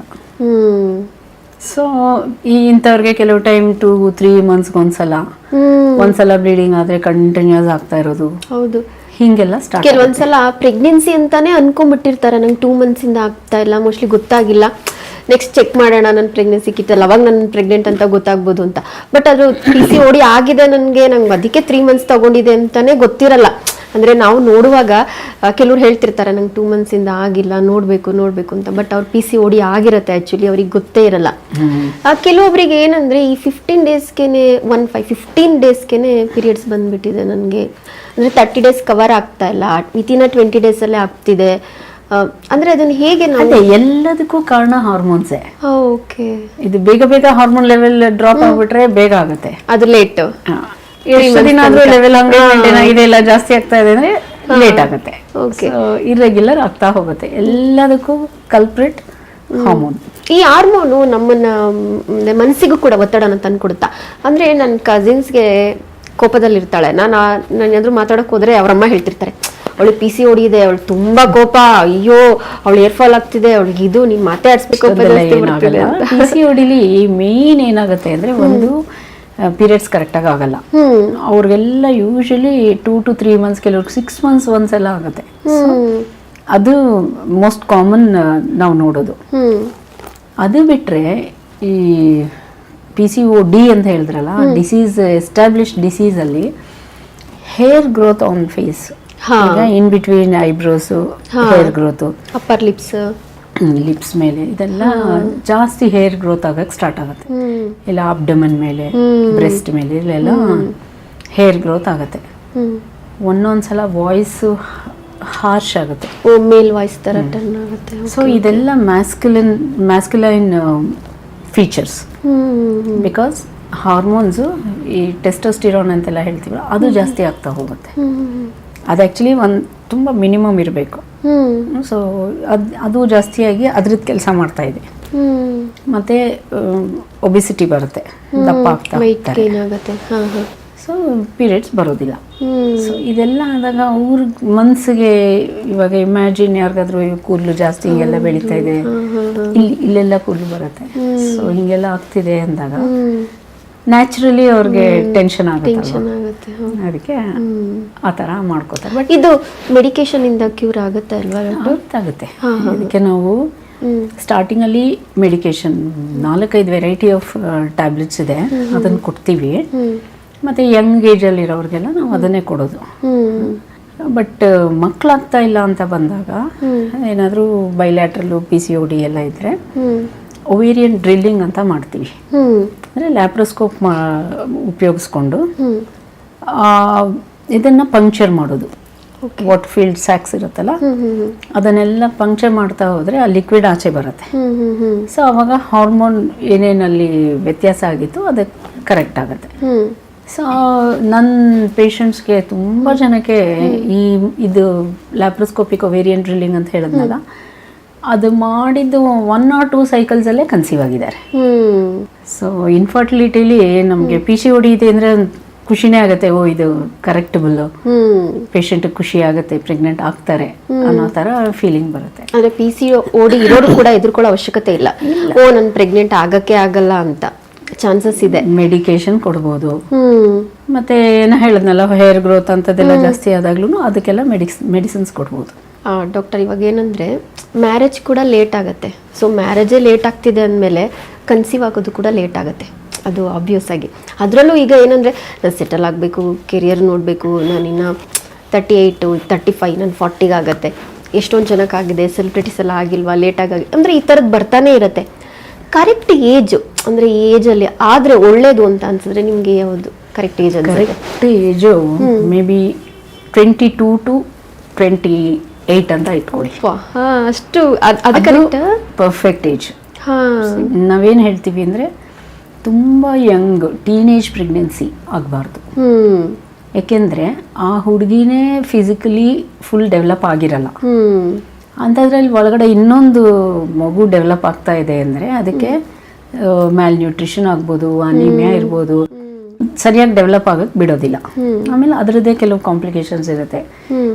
ಇಂಟ್ರಾಯುಟ್ರೈನ್ ಗ್ರೋತ್ ರಿಟಾರ್ಡೇಷನ್ ಅಂತ ಆಗ್ಬೋದು, ಬೇಬಿದೇ ಪ್ರಾಬ್ಲಮ್ಮು, ಮದರ್ಗೂ ಪ್ರಾಬ್ಲಮ್ ಎಲ್ಲ ಆಗುತ್ತೆ. ಸೊ ನಾವು ಟೀನೇಜ್ ಪ್ರೆಗ್ನೆನ್ಸಿನ ಅಡ್ವೈಸ್ ಮಾಡಲ್ಲ. 20 ಹೇಳಿದ್ನಲ್ಲ, ಆಫ್ಟರ್ 22 ಅಂತ ಇಟ್ಕೊಳ್ಳಿ, ಅಲ್ಲಿಂದ ಅರೌಂಡ್ 28. ಬಟ್ ಅದು ಫಸ್ಟ್ ಪ್ರೆಗ್ನೆನ್ಸಿಗೆ. ಫ್ಯಾಮಿಲಿನ ನಾವು 30 years ರೀಚ್ ಆಗೋಕ್ಕೆ ಮುಂಚೆ ಕಂಪ್ಲೀಟ್ ಮಾಡ್ಕೋಬೇಕು. ಓಕೆ. ಸೆಕೆಂಡ್ ಪ್ರೆಗ್ನೆನ್ಸಿನ ಬಿಫೋರ್ 30 ಮಾಡ್ಕೋಬೇಕು ಅಂತ ಹೇಳ್ತೀವಿ. ಅದು ಐಡಿಯಲ್ಲು. ಯಾಕೆ ಅಂದರೆ ಒಂದು 35 ಅದೆಲ್ಲ ಕ್ರಾಸ್ ಆಗ್ತಾ ಇದೆ ಅಂದರೆ ಕೆಲವು ಕಾಂಪ್ಲಿಕೇಶನ್ಸು ಜಾಸ್ತಿ ಆಗುತ್ತೆ. ಫಾರ್ ಎಕ್ಸಾಂಪಲ್ ಡಯಾಬಿಟಿಸ್ ಬರ್ಬೋದು, ಜೆಸ್ಟೇಷನಲ್ ಡಯಾಬಿಟಿಸ್ ಅಂತ ಹೇಳ್ತೀವಿ. ಅಂದರೆ ಪ್ರೆಗ್ನೆನ್ಸಿ ಟೈಮ್ನಲ್ಲಿ ಡಯಾಬಿಟಿಸ್ ಬರೋದು, ಅದು ಚಾನ್ಸಸ್ ಜಾಸ್ತಿ. ಪ್ರೀ ಎಕ್ಲಾಂಪ್ಸಿಯಾ ಅಂತೀವಿ, ಅಂದರೆ PIH ಅಂತ, ಪ್ರೆಗ್ನೆನ್ಸಿ ಇಂಡ್ಯೂಸ್ಡ್ ಹೈಪರ್ಟೆನ್ಷನ್, ಅದು ಚಾನ್ಸಸ್ ಜಾಸ್ತಿ. ಆಮೇಲೆ ಡೆಲಿವರಿ ಟೈಮ್ನಲ್ಲೂ ಪ್ರಾಬ್ಲಮ್ ಆಗ್ಬೋದು. ಎಲ್ಲದಕ್ಕಿಂತ ಏನಂದರೆ 35, 40 ಎಲ್ಲ ಆಗ್ಬಿಡ್ತು ಅಂದರೆ ಈ ಕ್ರೋಮೋಸೋಮಲ್ ಅಬ್ನಾರ್ಮಾಲಿಟಿ ಇರತ್ತಲ್ಲ, ಅಂಥ ಮಕ್ಕಳು ಹುಟ್ಟೋ ಚಾನ್ಸಸ್ ತುಂಬ ಜಾಸ್ತಿ. ನೀವು ಡೌನ್ ಸಿಂಡ್ರೋಮ್ ಅಂತ ಕೇಳಿರ್ಬೋದು, ಅದು ಮೆಂಟಲ್ ರಿಟಾರ್ಡೇಷನ್ ಇರುತ್ತೆ. ಆ ಮಕ್ಕಳು ಎಲ್ಲ ಮಕ್ಕಳ ಥರ ನಾರ್ಮಲ್ ಆಗಿರಲ್ಲ. ಅದೇನಂದರೆ ಕ್ರೋಮೋಸೋಮಲ್ ಅಬ್ನಾರ್ಮಾಲಿಟಿ, ಟ್ರೈಸೋಮಿ 21 ಅಂತ ಹೇಳ್ತೀವಿ. 21 ಕ್ರೋಮೋಸೋಮಲ್ಲಿ ನಾರ್ಮಲ್ ಆಗಿ 2 ಇರಬೇಕಾಗಿರೋದು ಅದು 3 ಆಗುತ್ತೆ. ಆ ಥರ ಅಬ್ನಾರ್ಮಲ್ ಕ್ರೋಮೋಸೋಮ್ಸ್, ಅಂಥದ್ದೆಲ್ಲ ಮಕ್ಕಳು ಹುಟ್ಟೋದು ಚಾನ್ಸಸ್ 35 ಆದಮೇಲೆ ಜಾಸ್ತಿ. ಅದಕ್ಕೆ ನಾವೀಗೆಲ್ಲ ಎಲ್ಲ ಪ್ರೆಗ್ನೆಂಟ್ಸ್ಗೂ ಒಂಥರ ಸ್ಟ್ಯಾಂಡರ್ಡ್ ಮಾಡಿಬಿಟ್ಟಿದ್ದೀವಿ. ಈ double marker, triple marker, quadruple marker ಅಂತ. ಇದರಲ್ಲೆಲ್ಲ ಏನು ತೋರಿಸುತ್ತೆ ಅಂದರೆ ಡೌನ್ ಸಿಂಡ್ರೋಮ್ದು ಚಾನ್ಸಸ್, ರಿಸ್ಕ್ ಎಷ್ಟಿದೆ, ಬೇರೆ ಎಲ್ಲ ಪ್ರಾಬ್ಲಮ್ದು ಎಷ್ಟಿದೆ, ಅದೆಲ್ಲ ತೋರಿಸುತ್ತೆ ಮಾಡಿದಾಗ, ಟೆಸ್ಟ್ ಮಾಡಿದಾಗ. ಇಂಥದ್ದೆಲ್ಲ ಜಾಸ್ತಿ ಆಗೋದ್ರಿಂದ ನಾವು 35 ಮೇಲೆ ಸ್ವಲ್ಪ ಅವಾಯ್ಡ್ ಮಾಡಿ ಅಂತ ಹೇಳ್ತೀವಿ. ಅಂದರೆ ಈ ಪ್ರೆಗ್ನೆನ್ಸಿ ಅಥವಾ ಕನ್ಸೀವ್ ಆಗೋದನ್ನ ಮುಂದಕ್ಕೆ ಹಾಕೋದು ಅಷ್ಟು ಒಳ್ಳೇದಲ್ಲ ಅನ್ಸುತ್ತೆ. ಒಳ್ಳೇದಲ್ಲ. ಆಮೇಲೆ ನಾನು ಹೇಳಿದ ಪೀರಿಯಡ್ನಲ್ಲಿ ನ್ಯಾಚುರಲ್ ಕನ್ಸೆಪ್ಷನ್ ಚಾನ್ಸಸ್ ಜಾಸ್ತಿ. ಅದು ಏಜ್ ಆಗ್ತಾ ಆಗ್ತಾ ಏನಾಗುತ್ತೆ, ಈ ಎಗ್ ಕ್ವಾಲಿಟಿನೂ ಕಡಿಮೆ ಆಗ್ತಾ ಹೋಗುತ್ತೆ. ಫುಲ್ ಹೆಲ್ದಿ ಓವಮ್ ಅಂದರೆ ಎಗ್ ಇರಬೇಕು ಮಗು ಚೆನ್ನಾಗಿರೋಕ್ಕೆ. ಈ ಏಜ್ ಆಗ್ತಾ ಆಗ್ತಾ ಅದರದ್ದು ಕ್ವಾಲಿಟಿ ಕಡಿಮೆ ಆಗುತ್ತೆ.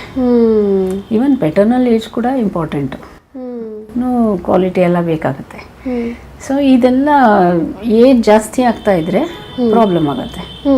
ಅದಕ್ಕೋಸ್ಕರ ನಾವು ಮುಂಚೆನೇ ಫ್ಯಾಮಿಲಿ ಕಂಪ್ಲೀಟ್ ಮಾಡ್ಕೋಬೇಕು ಅಂತ ಹೇಳೋದು. ನಾನೀಗ ನಾನು ಕೇಳೋದ್ರಿಂದ ಕೆಲವರಿಗೆ ಅದು ಬೇಜಾರಾಗುತ್ತಾ ಏನು ಅಂತ ನನಗೆ ಗೊತ್ತಿಲ್ಲ, ಮತ್ತು ನಿಮ್ಮನ್ನು ಕೇಳ್ತಾ ಇದ್ದೀನಿ, ನಿಮಗೆ ಹೇಗೆ ಅನಿಸುತ್ತೆ ಗೊತ್ತಿಲ್ಲ. ಫಸ್ಟೆಲ್ಲ IVF ಅಂದರೆ ಅದು ಒಂದು ದೊಡ್ಡ ಹಾಸ್ಪಿಟಲ್ಲು, ಗೈನಕಾಲಜಿಸ್ಟ್ ಹತ್ರ ಹೋಗಬೇಕು, ಅವರೆಲ್ಲ ರಿಪೋರ್ಟ್ ನೋಡಿ ಎಲ್ಲ ಆದಮೇಲೆ ಅವ್ರಿಗೆ ನಮ್ಗೆ ಸಜೆಸ್ಟ್ ಮಾಡಬೇಕು, ಅದನ್ನು ನಾನು ಮನೆಗೆ ಬಂದು ಯೋಚನೆ ಮಾಡಬೇಕು, ಆಗ IVF ಅದು ಒಂದು ದೊಡ್ಡ ವಿಷಯ ಅನ್ನೋ ಥರ ಇತ್ತು. ಈಗ ಏನಾಗ್ಬಿಟ್ಟಿದೆ ಅಂದರೆ ಎಲ್ಲ ಏರಿಯಾಗಳಲ್ಲೂ ಒಂದೊಂದು ಸೆಂಟರ್ ಇರುತ್ತೆ, ದೊಡ್ಡದಾಗಿ ಅಡ್ವರ್ಟೈಸ್ಮೆಂಟೇ ಇರುತ್ತೆ IVF ಸೆಂಟರ್ ಅಂತ. ಅಂದರೆ ಅದು ಅಷ್ಟು ಕಾಮನ್ ಆಗೋಕ್ಕೆ ಯಾಕೆ ಸಾಧ್ಯ ಆಗ್ತದೆ? ಅಂದರೆ ಹೆಣ್ಮಕ್ಳಿಗೆ ಮಕ್ಕಳಾಗೋದು ಅಷ್ಟೊಂದು ಕಷ್ಟ ಆಗ್ತಿದ್ಯಾ ಅನ್ನೋದು ನನ್ನ ಪರ್ಸ್ನಲ್ ಕ್ವಶನ್ನು ನಿಮಗೆ. ಇಲ್ಲ, ಇನ್ಫರ್ಟಿಲಿಟಿ ರೇಟ್ ಇವಾಗ ಜಾಸ್ತಿ ಆಗ್ತಾ ಇದೆ, ಮುಂಚೆಗಿನ ಇವಾಗ ಡೆಫಿನೆಟ್ ಆಗಿ ಜಾಸ್ತಿ ಆಗಿದೆ. ಕಾರಣಗಳು ಬೇಕಾದಷ್ಟಿದೆ. ಒಂದು as you said late marriages, ಎರಡನೇದು ಕೆರಿಯರ್ ಓರಿಯೆಂಟೆಡ್ ಇರ್ತಾರೆ, ಮಕ್ಕಳು ಬೇಡ ಬೇಡ ಬೇಡ ಅಂತ ಮುಂದೆ ಹಾಕೊಂಡು ಹೋಗ್ತಾರೆ, ಏಜ್ ಆಗ್ತಾ ಹೋಗುತ್ತೆ. ಮೂರನೇದು ಇಬ್ರು ಕೆಲಸ ಮಾಡ್ತಿರ್ತಾರೆ, ಫೆಟ್ಟಿಗ್ ಇರುತ್ತೆ, ಸ್ಟ್ರೆಸ್, ಕಾಂಪಿಟೇಟಿವ್ ವರ್ಲ್ಡು ಏನೋ ತಲೆನಲ್ಲಿ ತುಂಬಿಕೊಂಡಿರ್ತಾರೆ. ಸೊ ಅವ್ರಿಗೆ ಆ ಟೈಮಿಂಗ್ ಎಲ್ಲ, ಈಗ ಪ್ರೆಗ್ನೆನ್ಸಿ ಆಗಬೇಕಂದ್ರೆ ಒಂದು ಪರ್ಟಿಕ್ಯುಲರ್ ಟೈಮಿಂಗ್ ಇರುತ್ತೆ. ಅಂದರೆ ಎಗ್ ಆಚೆ ಬಂದಮೇಲೆ ಒಂದು 24 hours ಇರುತ್ತೆ ಅಷ್ಟೇ. ಸ್ಪರ್ಮ್ ಹೋದ್ಮೇಲೆ ಇನ್ನೊಂದು ಸ್ವಲ್ಪ ಜಾಸ್ತಿ ಇರ್ಬೋದು, 48 hours ಇರ್ಬೋದು. ಆ ಒಂದು ಇಡೀ ಸೈಕಲಲ್ಲಿ 1 or 2 days 42 hours ಅಷ್ಟೇನೆ ಪ್ರೆಗ್ನೆನ್ಸಿ ಆಗೋಕ್ಕೆ ಹೆಲ್ಪ್ ಮಾಡೋದು, ಮಿಕ್ಕಿದ ಯಾವುದೂ ಹೆಲ್ಪ್ ಮಾಡಲ್ಲ. ಓಕೆ. ಸೊ ಇವರು ಬೆಳಗ್ಗೆ ಒಬ್ರು ಡ್ಯೂಟಿಗೆ ಹೋಗೋದು, ನೈಟಲ್ಲಿ ಒಬ್ರು ಡ್ಯೂಟಿಗೆ ಬರೋದು, ಹಂಗೆ ಮಾಡ್ತಾ ಹೋದರೆ ಅದು ಮಿಸ್ ಆಗೋ ಚಾನ್ಸಸ್ ತುಂಬ ಇರುತ್ತೆ. ಮತ್ತು ನಾನು ಹೇಳ್ದಲ್ಲ, ಫಾಸ್ಟ್ ಫುಡ್ಡು, PCOD ಇದೆಲ್ಲ ಬರೋದ್ರಿಂದ ಹಾರ್ಮೋನ್ ಇಂಬ್ಯಾಲೆನ್ಸ್ ಆಗುತ್ತೆ. ಆನ್ ಓವ್ಯುಲೇಷನ್ ಅಂತೀವಿ, ಅಂದರೆ ಎಗ್ ರಿಲೀಸ್ ಆಗಲ್ಲ.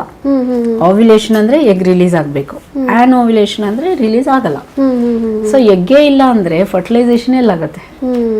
ಸೊ ಅಂಥವ್ರಿಗೂ ಇನ್ಫರ್ಟಿಲಿಟಿ ರೇಟ್ ತುಂಬ ಜಾಸ್ತಿ ಆಗ್ತಾ ಇದೆ. ಸೊ ಯಾವಾಗ ಅದು ಜಾಸ್ತಿ ಆಗ್ತಾ ಇದೆ, ಅದಕ್ಕೆ ಟ್ರೀಟ್ಮೆಂಟ್ ಕೊಡೋ ಸೆಂಟರ್ಸ್ ಕೂಡ ಜಾಸ್ತಿ. ಹೌದು, ತುಂಬಾನೇ ಆಗ್ತಿದೆ ಡಾಕ್ಟರ್. ನಾನು ಅನ್ಕೊಳ್ತಾ ಇರ್ತೀನಿ ಯಾವಾಗಲೂ, ಎವ್ರಿ ಏರಿಯಾ. ಅಂದರೆ ನಾನು ಇವಾಗ ವಿಜಯನಗರದಿಂದ ನಾಗರಬಾವಿಗೆ ಹೋಗ್ತೀನಿ, ಅಂದರೆ ವಿಜಯನಗರಲ್ಲೂ ಇರುತ್ತೆ, ನಾಗರಬಾವಿಯಲ್ಲಿರುತ್ತೆ, ಬೇರೆ ಕಡೆನೂ ಇರುತ್ತೆ. ನಮಗೆ ನೋಡುವಾಗ ಪರ್ಸ್ನಲ್ ಆಗಿ ಅನಿಸುತ್ತೆ, ಸೆಂಟರ್ ಜಾಸ್ತಿ ಆಗ್ತಾ ಇದೆ ಅಂದರೆ ತಾಯಿ ಒಂದು ನ್ಯಾಚುರಲ್ ಆಗಿ ಅಂದರೆ ಗರ್ಭಧಾರಣೆ ಮಾಡೋದು ಎಷ್ಟು ಕಷ್ಟ ಆಗ್ತಾ ಇದೆಯಾ, ಅಂದರೆ ಅಷ್ಟು ಒತ್ತಡದಲ್ಲಿದ್ದೀವಾ, ಅಷ್ಟು ಹಾರ್ಮೋನ್ಸ್ ಇಂಬ್ಯಾಲೆನ್ಸ್ ಆಗ್ತಾ ಇದೆಯಾ? ಒತ್ತಡ 100% ಇದೆ. ಈ ಬರ್ತಾ ಬರ್ತಾ ಅದು ಜಾಸ್ತಿನೇ ಆಗ್ತಾ ಇದೆ ಹೊರತು ಕಡಿಮೆ ಆಗಲ್ಲ. ಸೊ ಅವ್ರಿಗೆ ಕರೆಕ್ಟ್ ಅಡ್ವೈಸ್ ಕೊಡೋರು ಇರಬೇಕು. ಪ್ರಾಪರ್ ಏಜಲ್ಲಿ ಮದುವೆ ಆಗಬೇಕು, ಮಗುನ ಕರೆಕ್ಟಾಗಿ ಆ ಏಜಲ್ಲಿ ಮಾಡ್ಕೋಬೇಕು, ಅದೆಲ್ಲ. ಮತ್ತು ಅದೇ ಈ ಥರ ಎಲ್ಲ ಪ್ರಾಬ್ಲಮ್ ಇದ್ದರೆ PCOD ಥರ ಅದಕ್ಕೆ ಟ್ರೀಟ್ಮೆಂಟ್ ಕರೆಕ್ಟಾಗಿ ತಗೋಬೇಕು. ಸೊ ಇದೆಲ್ಲ ಇರೋದ್ರಿಂದ ಇನ್ಫರ್ಟಿಲಿಟಿ ರೇಟ್ ಜಾಸ್ತಿ ಆಗ್ತಾ ಇದೆ. ಮತ್ತು ಇನ್ನೊಂದು ಏನಂದರೆ, ನಮ್ಮ ಮೆಡಿಕಲ್ ಫೀಲ್ಡಲ್ಲಿ ಹೊಸ ಟೆಕ್ನಾಲಜಿ ಬರ್ತಾ ಇದೆ. ಅದು ಬರ್ತಾ ಇದ್ದಂಗೆ ಅದನ್ನು ಅಪ್ಲೈ ಮಾಡಿ ರಿಸಲ್ಟ್ ತಗೊಳ್ಳೋದು ಜಾಸ್ತಿ. ಅವರೇ ಹೋಗ್ತಾ ಇದ್ದಾರೆ ಈಗ IVF. ಅಂದರೆ ಈಗ ಏನಂದರೆ IVF ಅಂದರೆ ಏನೋ ಒಂದು ನಾರ್ಮಲೈಸ್ಡ್ ಥರ ಆಗ್ಬಿಟ್ಟಿದೆ. ಅವರೇ ಎಷ್ಟು ಮುಂದುವರೆದಿದೆ ಅಂದರೆ, ಈಗ ನನ್ನ ಪೇಷಂಟ್ ಒಬ್ಬರು ಮದುವೆ ಆಗಿಲ್ಲ, ನಂದು ಎಗ್ ಪ್ರಿಸರ್ವ್ ಮಾಡಿ ಅಂತ ಬಂದರು. ಯಾಕೆ? ಇಲ್ಲ 32, 33 ಏನೋ ಇಷ್ಟ ಆಯಿತು, ಇನ್ನೂ ಯಾವಾಗ ಮದುವೆ ಆಗುತ್ತೋ ಗೊತ್ತಿಲ್ಲ, ಆಮೇಲೆ ಮಗು ಆಗುತ್ತೋ ಇಲ್ವೋ, ಇವಾಗಲೇ ಆ ಎಗ್ನ ಎತ್ತಿ ಪ್ರಿಸರ್ವ್ ಮಾಡಿಬಿಡಿ, ಅವಾಗ ಆಗಿಲ್ಲ ಅಂದರೆ ಅದನ್ನು ಯೂಸ್ ಮಾಡ್ಕೋತೀನಿ. ಅಷ್ಟೇ ಕೂಡ ಸ್ಪರ್ಮ್ ಆ ಥರ ಪ್ರಿಸರ್ವ್ ಮಾಡ್ತಾ ಇದ್ದಾರೆ. ಈಗ ಇದು ಒಂಥರ ತೀರಾ ಇದು ರೀಸನ್ ಅನ್ಸ್ಬಿಡ್ತು. ಬಟ್ ಕೆಲವ್ರಿಗೆ ಯಂಗ್ ಏಜಲ್ಲಿ ಏನಾದ್ರು ಕ್ಯಾನ್ಸರ್ ಇದ್ರೆ ಅಂಥವ್ರಿಗೆ ಕ್ಯಾನ್ಸರ್ ಟ್ರೀಟ್ಮೆಂಟ್ ಕೊಡೋಕೆ ಮುಂಚೆ ಒಂದು ಎಗ್ಗೆಲ್ಲ ಹೆಲ್ದಿ ಎಗ್ಗೆಲ್ಲ ಇದ್ದರೆ ಅದನ್ನು ಪ್ರಿಸರ್ವ್ ಮಾಡಿಬಿಟ್ಟು ಆಮೇಲೆ ಓವರಿ ತೆಗಿಯೋದು ಅಥವಾ ಬೇರೆ ರೇಡಿಯೋಥೆರಪಿ, ಕೀಮೊಥೆರಪಿ ಎಲ್ಲ ಕೊಟ್ಟಾಗ ಅದೆಲ್ಲ ಹಾಳಾಗ್ಬಿಡತ್ತಲ್ವ. ಆಮೇಲೆ ಇದನ್ನು ಉಪಯೋಗಿಸ್ಕೊಂಡು ಮಗು ಮಾಡಿಸ್ಬೋದು. ಮತ್ತು ಇನ್ನು ಕೆಲವ್ರಿಗೆ ಏನಂದರೆ, ಒಂದು ಮಗುನ IVF ಅಲ್ಲಿ ಮಾಡ್ಕೊಂಡಿರ್ತಾರೆ, ಎರಡನೇ ಮಗುನ ಪ್ರಿಸರ್ವ್ ಮಾಡಿ ಅಂತಾರೆ. ಅವರೇ ರೆಡಿ ಇರಲ್ಲ, ಅದೇ ಟೈಮಲ್ಲೇ ಫರ್ಟಿಲೈಸ್ ಆಗಿರುತ್ತೆ. ಈಗ ನಾವು ಒಬ್ಬರಿಗೆ IVF ಇದು ಮಾಡಬೇಕು ಅಂದರೆ, ಹಾಕಬೇಕು ಅಂದರೆ ಒಂದನ್ನೇ ನಾವು ಫರ್ಟಿಲೈಸ್ ಮಾಡಲ್ಲ, ಒಂದು 3-4 ಇರುತ್ತೆ. ಸೊ ಈ ಸತಿಗೆ ಎಷ್ಟು ಬೇಕೋ ಅಷ್ಟು ಯೂಸ್ ಮಾಡಿ, ಇನ್ನು ಬೇಕಾದ್ರೆ ಇನ್ನೊಂದು 5 ವರ್ಷ 10 ವರ್ಷ ಆದಮೇಲೆ ಅದನ್ನು ಫ್ರೀಸ್ ಮಾಡಿ ಇಟ್ಟಿರಬೇಕು. ಅದನ್ನು ಹಾಕಿದ್ರೆ 2ನೇ ಮಗು ಆಗುತ್ತೆ. ಮನುಷ್ಯ ಇಲ್ದೇ ಇದ್ರೂ ಅವ್ನ ಮಗು ಹುಟ್ಟುತ್ತೆ ಅನ್ಸುತ್ತೆ ಮುಂದೆ, ನನಗೆಲ್ಲೋ ಅನಿಸ್ತಾ ಇದೆ. ನೀವು ಕರೆಕ್ಟಾಗಿ ಅಂದ್ರೆ ಇವತ್ತು ನಾಳೆ ದಿನ ಆತ ಸತ್ತಿ ಎಷ್ಟೋ ವರ್ಷಗಳಿಗೆ ಆತನಿಗೆ ಒಂದು ಮಗು ಆಗತ್ತೆ, ಇಲ್ಲ ಆಕೆಗೆ ಒಂದು ಮಗು ಆಗಬಹುದೇನೋ. ಈ ಕ್ಲೋನಿಂಗ್ ಅಂತ ಆಗಿಲ್ಲ ಇದುವರೆಗೂ ಯಾವ ಕಡೆನೂ ಆಗೋದು ಡೌಟ್. ಬಟ್ ಸುಮ್ಮನೆ ಒಂದು ಎಕ್ಸಾಂಪಲ್ ಕೊಡ್ತೀನಿ. ಒಂದು ಟೋಟಿ ಪೊಟೆನ್ಷಿಯಲ್ ಅಂತ ಇರುತ್ತೆ, ಅದು ಏನು ಆರ್ಗನ್ ಆಗಬೇಕಾದ್ರೂ ಅದು ಡೆವಲಪ್ ಆಗುತ್ತೆ. ಅಂಥದ್ದು ಇಟ್ಕೊಂಡು ಒಂದು ಮಗುನ ಕ್ರಿಯೇಟ್ ಮಾಡಿ 9 months ಅಲ್ಲಿ ಅದು ಟೆಸ್ಟ್ ಟ್ಯೂಬ್ ಅಥವಾ ಜಾರ್ಗಳು ಅದರಲ್ಲೇ ಬೆಳೆಸ್ಕೊಂಡು 9th month ಆಗೋಷ್ಟ್ರಲ್ಲಿ ಒಂದು ದೊಡ್ಡ ಜಾರಲ್ಲಿ ಇಟ್ಬಿಟ್ಟು ಆಮೇಲೆ ಡೆಲಿವರಿ ಅಂದ್ರೆ ಆ ಜಾರ್ ಮುಚ್ಚಳ ತೆಗೆದು ಆ ಮಗು ಆಚೆ ತೆಗಿಯೋದು. ಇದನ್ನೆಲ್ಲ ಚಾನ್ಸ್ ಇದೆ, ಬಟ್ ಆಗೋದು ಕಷ್ಟ. ಯಾಕೆಂದ್ರೆ ಸ್ಪೀಶೀಸ್ ಅಬ್ನಾರ್ಮಲ್ ಆಗ್ಬಿಡ್ಬೋದು, ಇದಕ್ಕೆಲ್ಲ ರೆಸ್ಟ್ರಿಕ್ಷನ್ ಇರುತ್ತೆ, ಎಥಿಕಲ್ ಇದು. ಆದ್ರೆ ನಾನು ಕೇಳಿದ್ದ ಆಗತ್ತಾ ಮೇಡಮ್, ಅಂದ್ರೆ ಈಗ ಒಬ್ಬ ಮನುಷ್ಯ ಅಥವಾ ಒಬ್ಬ ಮಹಿಳೆ, ಪುರುಷ ಅಥವಾ ಮಹಿಳೆ ಎಗ್ ಅಥವಾ ಸ್ಪಮ್ಸ್ನ ಅವರು ಪ್ರಿಸರ್ವ್ ಮಾಡಿದ್ದು ಅವ್ರು ಇಲ್ಲದೆ ಇದ್ರೆ ಅದು ಬಳಸಬಹುದಾ? ಮಗು ಅವ್ರು ಇಲ್ಲದೆ ಇದ್ರೆ ಇನ್ನೊಬ್ರು ಹಾಕ್ಬಿಟ್ಟು ಬೆಳೆಸ್ಬೋದು, ಯಾರಲ್ಲಿ ಬೇಕಾದ್ರೆ ಹಾಕ್ಬೋದು ಅದನ್ನು. ಸರೋಗೆಸಿ ಅಂದ್ರೆ ಏನು? ಪೇಷಂಟೇ ಅಂದ್ರೆ ಮಗುನ ಹಡಿಯೋಳೆ ಬೇರೆ ಇರ್ತಾಳೆ, ಎಗ್ಗು ಮತ್ತೆ ಸ್ಪರ್ಮ್ ಇನ್ಯಾವುದೋ ಒಂದು ಬೇರೆಯವ್ರದ್ದು ಇರುತ್ತೆ ಕಪಲ್ಲು.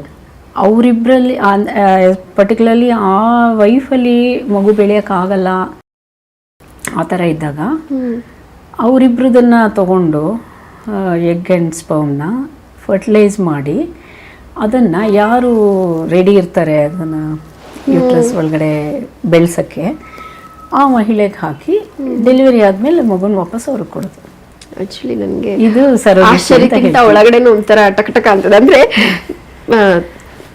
ಹುಟ್ಟಿದ ಮೇಲೆ ತಂದೆಯನ್ನ ಕಳ್ಕೊಳ್ಳೋದು ಬೇರೆ, ಆದರೆ ನಾವೊಂದು ಪ್ರಿಸರ್ವ್ ಮಾಡಿ ತಂದೆ ಇಲ್ಲದೆ ಇದ್ರೂ ಮಗು ಹುಟ್ಟತ್ತೆ ಅಂತ ಅನ್ನೋದು, ಅದನ್ನ ಥಿಂಕ್ ಮಾಡೋದು ಕೂಡ ಬೇರೆ ಥರನೇ ಫೀಲ್ ಆಗ್ತದೆ ನನಗೆ ಒಳಗಡೆ. ಅಂದ್ರೆ ಇದೇ ರೀತಿಯಲ್ಲಿ ಈಗ IVF ನ ತುಂಬಾ ಕೇಳ್ತಾ ಇರ್ತೀವಿ, ಬಟ್ IUI ಅನ್ನೋದು ಕೂಡ ಇದೆಯಂತೆ ಆಕ್ಚುಲಿ, ಇಂಟ್ರಾ ಯೂಟ್ರೈನ್ ಇನ್ಸೆಮಿನೇಷನ್ ಅಂತ. ಇದಕ್ಕೆ ಇಂಡಿಕೇಶನ್ಸ್ ಕೆಲವು ಇರುತ್ತೆ. ಈಗ ಫಾರ್ ಎಕ್ಸಾಂಪಲ್ ಆ ಮಹಿಳೆಯಲ್ಲಿ ಹೊರಗಡೆಯಿಂದ ಸ್ಪರ್ಮ್ ಹೋಗಿ ಒಳಗಡೆಯಿಂದ ಎಗ್ ಬಂದು ಆಮೇಲೆ ಅದು ಟ್ಯೂಬ್ನಲ್ಲಿ ಫರ್ಟಿಲೈಸ್ ಆಗಿ ಆಮೇಲೆ ಅದು ಯೂಟ್ರಸ್ಗೆ ಬಂದು ಕುತ್ಕೊಳ್ಳುತ್ತೆ. ಇದು ನಾರ್ಮಲ್. ಸೊ ಈ ಪ್ರೋಸೆಸ್ನಲ್ಲಿ ಆ ಸ್ಪರ್ಮ್ಗೆ ಸರ್ವೈಕಲ್ ಫ್ಯಾಕ್ಟರ್ಸ್ ಅಂತ ಅಂದರೆ ಯೂಟ್ರಸ್ದು ಒಂದು ಪಾರ್ಟ್ ಸರ್ವಿಕ್ಸ್ ಅಂತ ಇರುತ್ತೆ, ಅಲ್ಲೇನೋ ತೊಂದರೆ ಇದ್ದು ಅಂದರೆ infertility is due to cervical factor. ಆ ಸ್ಪರ್ಮ್ ಅಲ್ಲೇ ಸತ್ತೋಗ್ಬಿಡುತ್ತೆ, ಒಳಗಡೆ ಹೋಗೋಕ್ಕಾಗಲ್ಲ.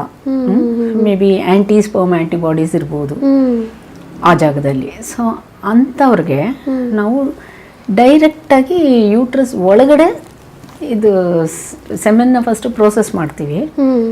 ಅದನ್ನು ಮಾಡಿದ್ಮೇಲೆ ಅದನ್ನು ಕಾನ್ಸಂಟ್ರೇಷನ್ ಎಲ್ಲ ಜಾಸ್ತಿ ಮಾಡಿಸ್ಬಿಟ್ಟು ಕ್ವಾಲಿಟಿ ಎಲ್ಲ ಇಂಪ್ರೂವ್ ಮಾಡಿ ಒಂದು ಫ್ಲೆಕ್ಸಿಬಲ್ ಟ್ಯೂಬ್ ಇರುತ್ತೆ, ಅದ್ರ ಮೂಲಕ ಯೂಟ್ರಸ್ ಒಳಗೆ ಅದನ್ನು ಇಂಜೆಕ್ಟ್ ಮಾಡ್ತೀವಿ. ಸೊ ದಟ್ ಅದು ಸರ್ವಿಕ್ಸ್ನ ಇದ್ರ ಕೆಳಗಡೆ ವೆಜೈನಲ್ ಪಾರ್ಟ್ನೆಲ್ಲ ಅದು ಬೈಪಾಸ್ ಮಾಡಿಕೊಂಡು ಡೈರೆಕ್ಟಾಗಿ ಅಲ್ಲಿ ಹೋಗುತ್ತೆ. ಆವಾಗ ಎಗ್ ಆ ಕಡೆಯಿಂದ ಬಂದು ಇದು ಹೋಗಿ ಫರ್ಟಿಲೈಸ್ ಆಗಿ ಮಗು ಆಗುತ್ತೆ ಅಂತ.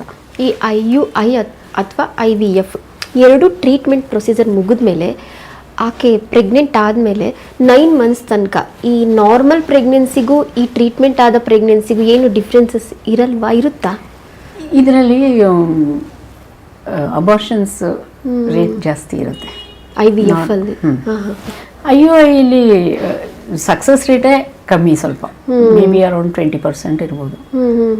ಅದು ಸಕ್ಸಸ್ ರೇಟ್ ಅಷ್ಟೇ. ಇದರಲ್ಲಿ ಒಂದು 25 to 40% ಇದೆ IVF ಅಲ್ಲಿ. ಸೊ ಅದು ಹಾಗೂ ಸಕ್ಸಸ್ ನೋಡಿ ಅದನ್ನು ಒಳಗಡೆ ಬಂತು ಅಂತೆಲ್ಲ ನಾವು ಖುಷಿಯಾಗಿರ್ತೀವಿ, ಬಟ್ ಅಬಾರ್ಷನ್ ಆಗೋ ಚಾನ್ಸಸ್ ಇರುತ್ತೆ. ಸೊ ಅದು ಫುಲ್ ಟರ್ಮ್ ಗ್ರೋತ್ ಆಗತ್ತೆ ಅಂತ ಆದಾಗ ಮಾತ್ರನೇ ನಾವು ಅದು ಪೂರ್ತಿ ಸಕ್ಸಸ್ ಅಂತ ಹೇಳೋದು. ಅದು ಪ್ರಿಸರ್ವ್ ಮಾಡಿ ಇಟ್ಟ ಮೇಲೆ ಒಂದು 5 ವರ್ಷ 10 ವರ್ಷ ಆದಮೇಲೂ ಕೂಡ ನಾವು ಮಕ್ಕಳನ್ನ ಮಾಡ್ಕೋಬೋದು ಅಂತ. ಈಗ ಹೆಣ್ಮಕ್ಳು ಕೂಡ ಹೇಳ್ತಾ ಇರ್ತಾರೆ, ನಮ್ಗೆ ಯಾಕೆ ಪುರುಷನ ಅವಶ್ಯಕತೆಯೇ ಇಲ್ಲ ಈಗ ನಮಗೆ ಅಂತ. ಅಂದರೆ ಡೋನರಿಂದ ಕೂಡ ನನ್ನ ಮಕ್ಕಳನ್ನ ಪಡಿಬಹುದು ಅಂತ. ಅಂದರೆ ಒಬ್ಬ ಗೈನಕಾಲಜಿಸ್ಟ್ ಹೇಳ್ತಾರೆ, ಯಾವಾಗಲೂ ನಾವು ಅವ್ರ ಜೊತೆ ಹೋದಾಗ ಕನ್ಸಲ್ಟ್ ಮಾಡೋಕೆ ಹೋದಾಗ ಎವ್ರಿ 3 months 2 months ಪ್ರತಿ ಸ್ಕ್ಯಾನಿಂಗಲ್ಲಿ ಹೋದಾಗ ನಿಮ್ಮ ಹಸ್ಬೆಂಡ್ನ ಕರ್ಕೊಂಡು ಬನ್ನಿ, ಅವ್ರ ಸಪೋರ್ಟ್ ಇರಬೇಕು ಯಾವಾಗ್ಲೂ ಹಸ್ಬೆಂಡ್ ಹೇಳ್ತಿರ್ತಾರೆ ಆಕೆಗೆ ನಿಮ್ಮ ಅವಶ್ಯಕತೆ ಇದೆ, ನೀವು ಮಾತಾಡ್ತಾ ಇರಿ, ಅಥವಾ ಮಗು ಜೊತೆ ಕುತ್ಕೊಂಡು ಮಾತಾಡಿ, ವಾಕ್ ಹೋಗುವಾಗ ಕೈ ಕೈ ಹಿಡ್ಕೊಂಡು ಹೋಗಿ. ಅಂದರೆ ಒಂದು ಬಾಂಡಿಂಗ್ ಮಗು ಒಳಗಿದ್ದಾಗ್ಲೇ ಒಂದು ಬಾಂಡಿಂಗ್ ಬೆಳೆಯತ್ತೆ ಅಂತ. ಅಂದರೆ ಡಾಕ್ಟರ್ ಆಗಿ ಕೂಡ ಅವರು ಸೈನ್ಸ್ ಇದ್ರು ಕೂಡ ಅವರು ನಮ್ಗೆ ಈ ಥರ ಹೇಳುವಾಗ ಅನ್ಸುತ್ತೆ ಎಸ್ ಬಾಂಡಿಂಗ್ ಕೊಡಬೇಕು. ನಾವು ಮಕ್ಕಳಿಗೆ ಅಂದರೆ ನಮ್ಮ ಹಸ್ಬೆಂಡ್ಸ್ಗೆ ಅಂತ ಹೇಳ್ತಾನೆ ಇರ್ತೀವಿ, ನಾನು ಪ್ರೆಗ್ನೆಂಟ್ ಆಗಿದ್ದೀನಿ, ನೀನು ನಂಗೆ ಟೈಮ್ ಕೊಡ್ತಾ ಇಲ್ಲ, ನೀನು ಬರಬೇಕು, ಡಾಕ್ಟರ್ ಹೇಳಿಲ್ವಾ ಅಂದರೆ ಆ ಒಂದು ಬಾಂಡಿಂಗ್ ಮಿಸ್ ಆಗುತ್ತೆ ಅಂತ ನಿಮಗೆ ಅನ್ಸಲ್ವಾ? 100% ಅನ್ಸುತ್ತೆ. ಒಂದು ಈಗ ಇತ್ತೀಚೆಗಂತೂ ನಿಮ್ಗೆ ಗೊತ್ತಿಲ್ಲ, ಈ ಹಸ್ಬೆಂಡ್ನ ಕೂಡ ನಾವು ಲೇಬರ್ ರೂಮಲ್ಲಿ ಬಿಡ್ತೀವಿ. ಹೌದು, ಅವರು ಡೆಲಿವರಿ ಎಲ್ಲ ನೋಡ್ಬೋದು. ಆ ಟೈಮ್ನಲ್ಲಿ ಹೆಂಡತಿಗೆ ಏನೇನು ಕಷ್ಟ ಆಗ್ತಾ ಇದೆ ಅದೆಲ್ಲ ನೋಡಬೇಕು. ಸೊ ಒಳಗಡೆ ಮುಂಚೆ ಎಲ್ಲ ನಾವು ಬಿಡ್ತಾ ಇರಲಿಲ್ಲ, ಇವಾಗ ಬಿಡ್ತೀವಿ. ನನ್ನ ಹಸ್ಬೆಂಡ್ ಕೂಡ ಆಮೇಲೆ ನಾವು ಪೆಟರ್ನಿಟಿ ಲೀವ್ ಅಂತ ಕೊಡ್ತೀವಿ. ಅದೇನಕ್ಕೆ ಅಂದರೆ ಆ ಟೈಮ್ನಲ್ಲಿ ಅಗತ್ಯ ಇದೆ, ಹಸ್ಬೆಂಡ್ ಆಗಲಿ ಮನೆಯವರಾಗಲಿ ಇವ್ರದ್ದೆಲ್ಲರದು ಸಪೋರ್ಟು ತುಂಬಾ ನೆಸಿಟಿ ಇದೆ. ಬಸ್ರಿ ಇರ್ಬೋದು ಅಥವಾ ಆಫ್ಟರ್ ಡೆಲಿವರಿ ಬಾಣಂತಿ ಇರ್ಬೋದು, ಒಂಥರ ಸೈಕಲಾಜಿಕಲ್ ಸಪೋರ್ಟ್ ಬೇಕೇ ಬೇಕು. ಸ್ವಲ್ಪ ವೀಕ್ ಆಗಿರುತ್ತೆ ಮೈಂಡು, ಬಾಡಿ ಕೂಡ ವೀಕ್ ಆಗಿರುತ್ತೆ. ಸೊ ಅಂಥ ಟೈಮ್ನಲ್ಲಿ ಈ ತುಂಬ ಹತ್ತಿರದವರು ಹಸ್ಬೆಂಡ್ ಆಗಲಿ ತಾಯಿ ಆಗಲಿ ಇಲ್ಲ ಅತ್ತೆ ಮನೆಯವರು ಯಾರು ಸಪೋರ್ಟ್ ಕೊಡ್ತಾ ಇಲ್ಲ ಅಂದರೆ ಅದು ತುಂಬಾ ಎಫೆಕ್ಟ್ ತೋರಿಸುತ್ತೆ. ಎಷ್ಟೋ ಸಲ ಕೇಳಿರ್ತೀರ, ಇದು ಮೆಂಟಲ್ ಡಿಸ್ಟರ್ಬೆನ್ಸಿಂದ ಹಿಸ್ಟೀರಿಯಾ ಆಗಲಿ ಪ್ರಾಬ್ಲಮ್ ಆಗಿದೆ, ಅದು ಇದು ಅದೆಲ್ಲ ನಿಜ. ಸೊ ಆ ಟೈಮ್ನಲ್ಲಿ ಎಲ್ಲ ಕಡೆಯಿಂದನೂ ಸಪೋರ್ಟ್ ಬೇಕೇ ಬೇಕು. ಅದಕ್ಕೆ ನಾವು ಎವ್ರಿ ಟೈಮ್ ಹಸ್ಬೆಂಡ್ನ ಜೊತೆ ಕರ್ಕೊಂಡು ಬನ್ನಿ, ಕೌನ್ಸಿಲಿಂಗ್ ಏನಿದ್ರು ಇಬ್ರಿಗೂ ಒಟ್ಟಿಗೆ ಮಾಡ್ತೀವಿ ಅಂತೆಲ್ಲ ಹೇಳ್ತೀವಿ. ಸೊ ಈ ಥರ ಇದು ನಾರ್ಮಲ್ ಜನದ ಮೆಂಟಲ್ ಇದು ಥಿಂಕಿಂಗ್. ಬಟ್ ಯಾರು ಹಸ್ಬೆಂಡ್ ಬೇಡ ನಾನು ಡೋನರಿಂದ ಮಾಡ್ಕೊಳ್ತೀನಿ ಅಂತ ಅಂದ್ಕೊಳ್ತಾರೆ, ಅವ್ರದ್ದು ಮೆಂಟಲ್ ಸ್ಟೇಟಸ್ಸೇ ಫುಲ್ ಬೇರೆ ಥರನೇ ಇರುತ್ತೆ. ಅವ್ರು ಅದಕ್ಕೆ ಅಡ್ಜಸ್ಟ್ ಆಗಿಬಿಟ್ಟಿರ್ತಾರೆ. ಸೊ ಹಾಗಾಗಿ ನಾವು ಅವರು ಆ್ಯಕ್ಚುಲಿ ತುಂಬ ರೂಲ್ಸ್ ಇದೆ. ನಾವು ಯಾರಿಗಂದ್ರೆ ಅವ್ರಿಗೆ ಸರೋಗೆಸಿ ಮಾಡೋಕ್ಕಾಗಲ್ಲ. ಅದು ಗೌರ್ಮೆಂಟಿಂದಾನು ತುಂಬ ರೂಲ್ಸ್ ಇದೆ. ಸಿಚುಯೇಷನ್ ನೋಡ್ಕೋಬೇಕು, ಯಾರ್ಯಾರು ಕಪಲ್ಸ್ ಬರ್ತಾರೆ ಅವ್ರನ್ನೆಲ್ಲ ಕರೆಕ್ಟಾಗಿ ಕೌನ್ಸಿಲಿಂಗ್ ಮಾಡಬೇಕು, ಆ ರೂಲ್ಸ್ ಪ್ರಕಾರನೇ ಮಾಡಬೇಕು. ನಾನು ಕೇಳ್ತೀನಿ, ಈಗ ನಾವು ಒಂದು ನಾರ್ಮಲ್ ಡೆಲಿವರಿ ಮಾಡಬೇಕಂದ್ರು C-ಸೆಕ್ಷನ್ ಮಾಡಬೇಕಂದ್ರು ಒಂದು ಸೈನ್ ಹಾಕ್ಸ್ಕೊಳ್ತೀರ? ಹೌದು. ವಿತೌಟ್ ಸೈನ್ ಏನೂ ಮಾಡಲ್ಲ. ಫಾದರ್ ಯಾರು ಫಸ್ಟ್ ಬಂದು ಕೇಳೋದೆ, ಸಿಸ್ಟರ್ಸ್ ಹೊರಗಡೆ ಯಾರು, ತಂದೆ ಯಾರು, ಹಸ್ಬೆಂಡ್ ಯಾರು ಅಂತ.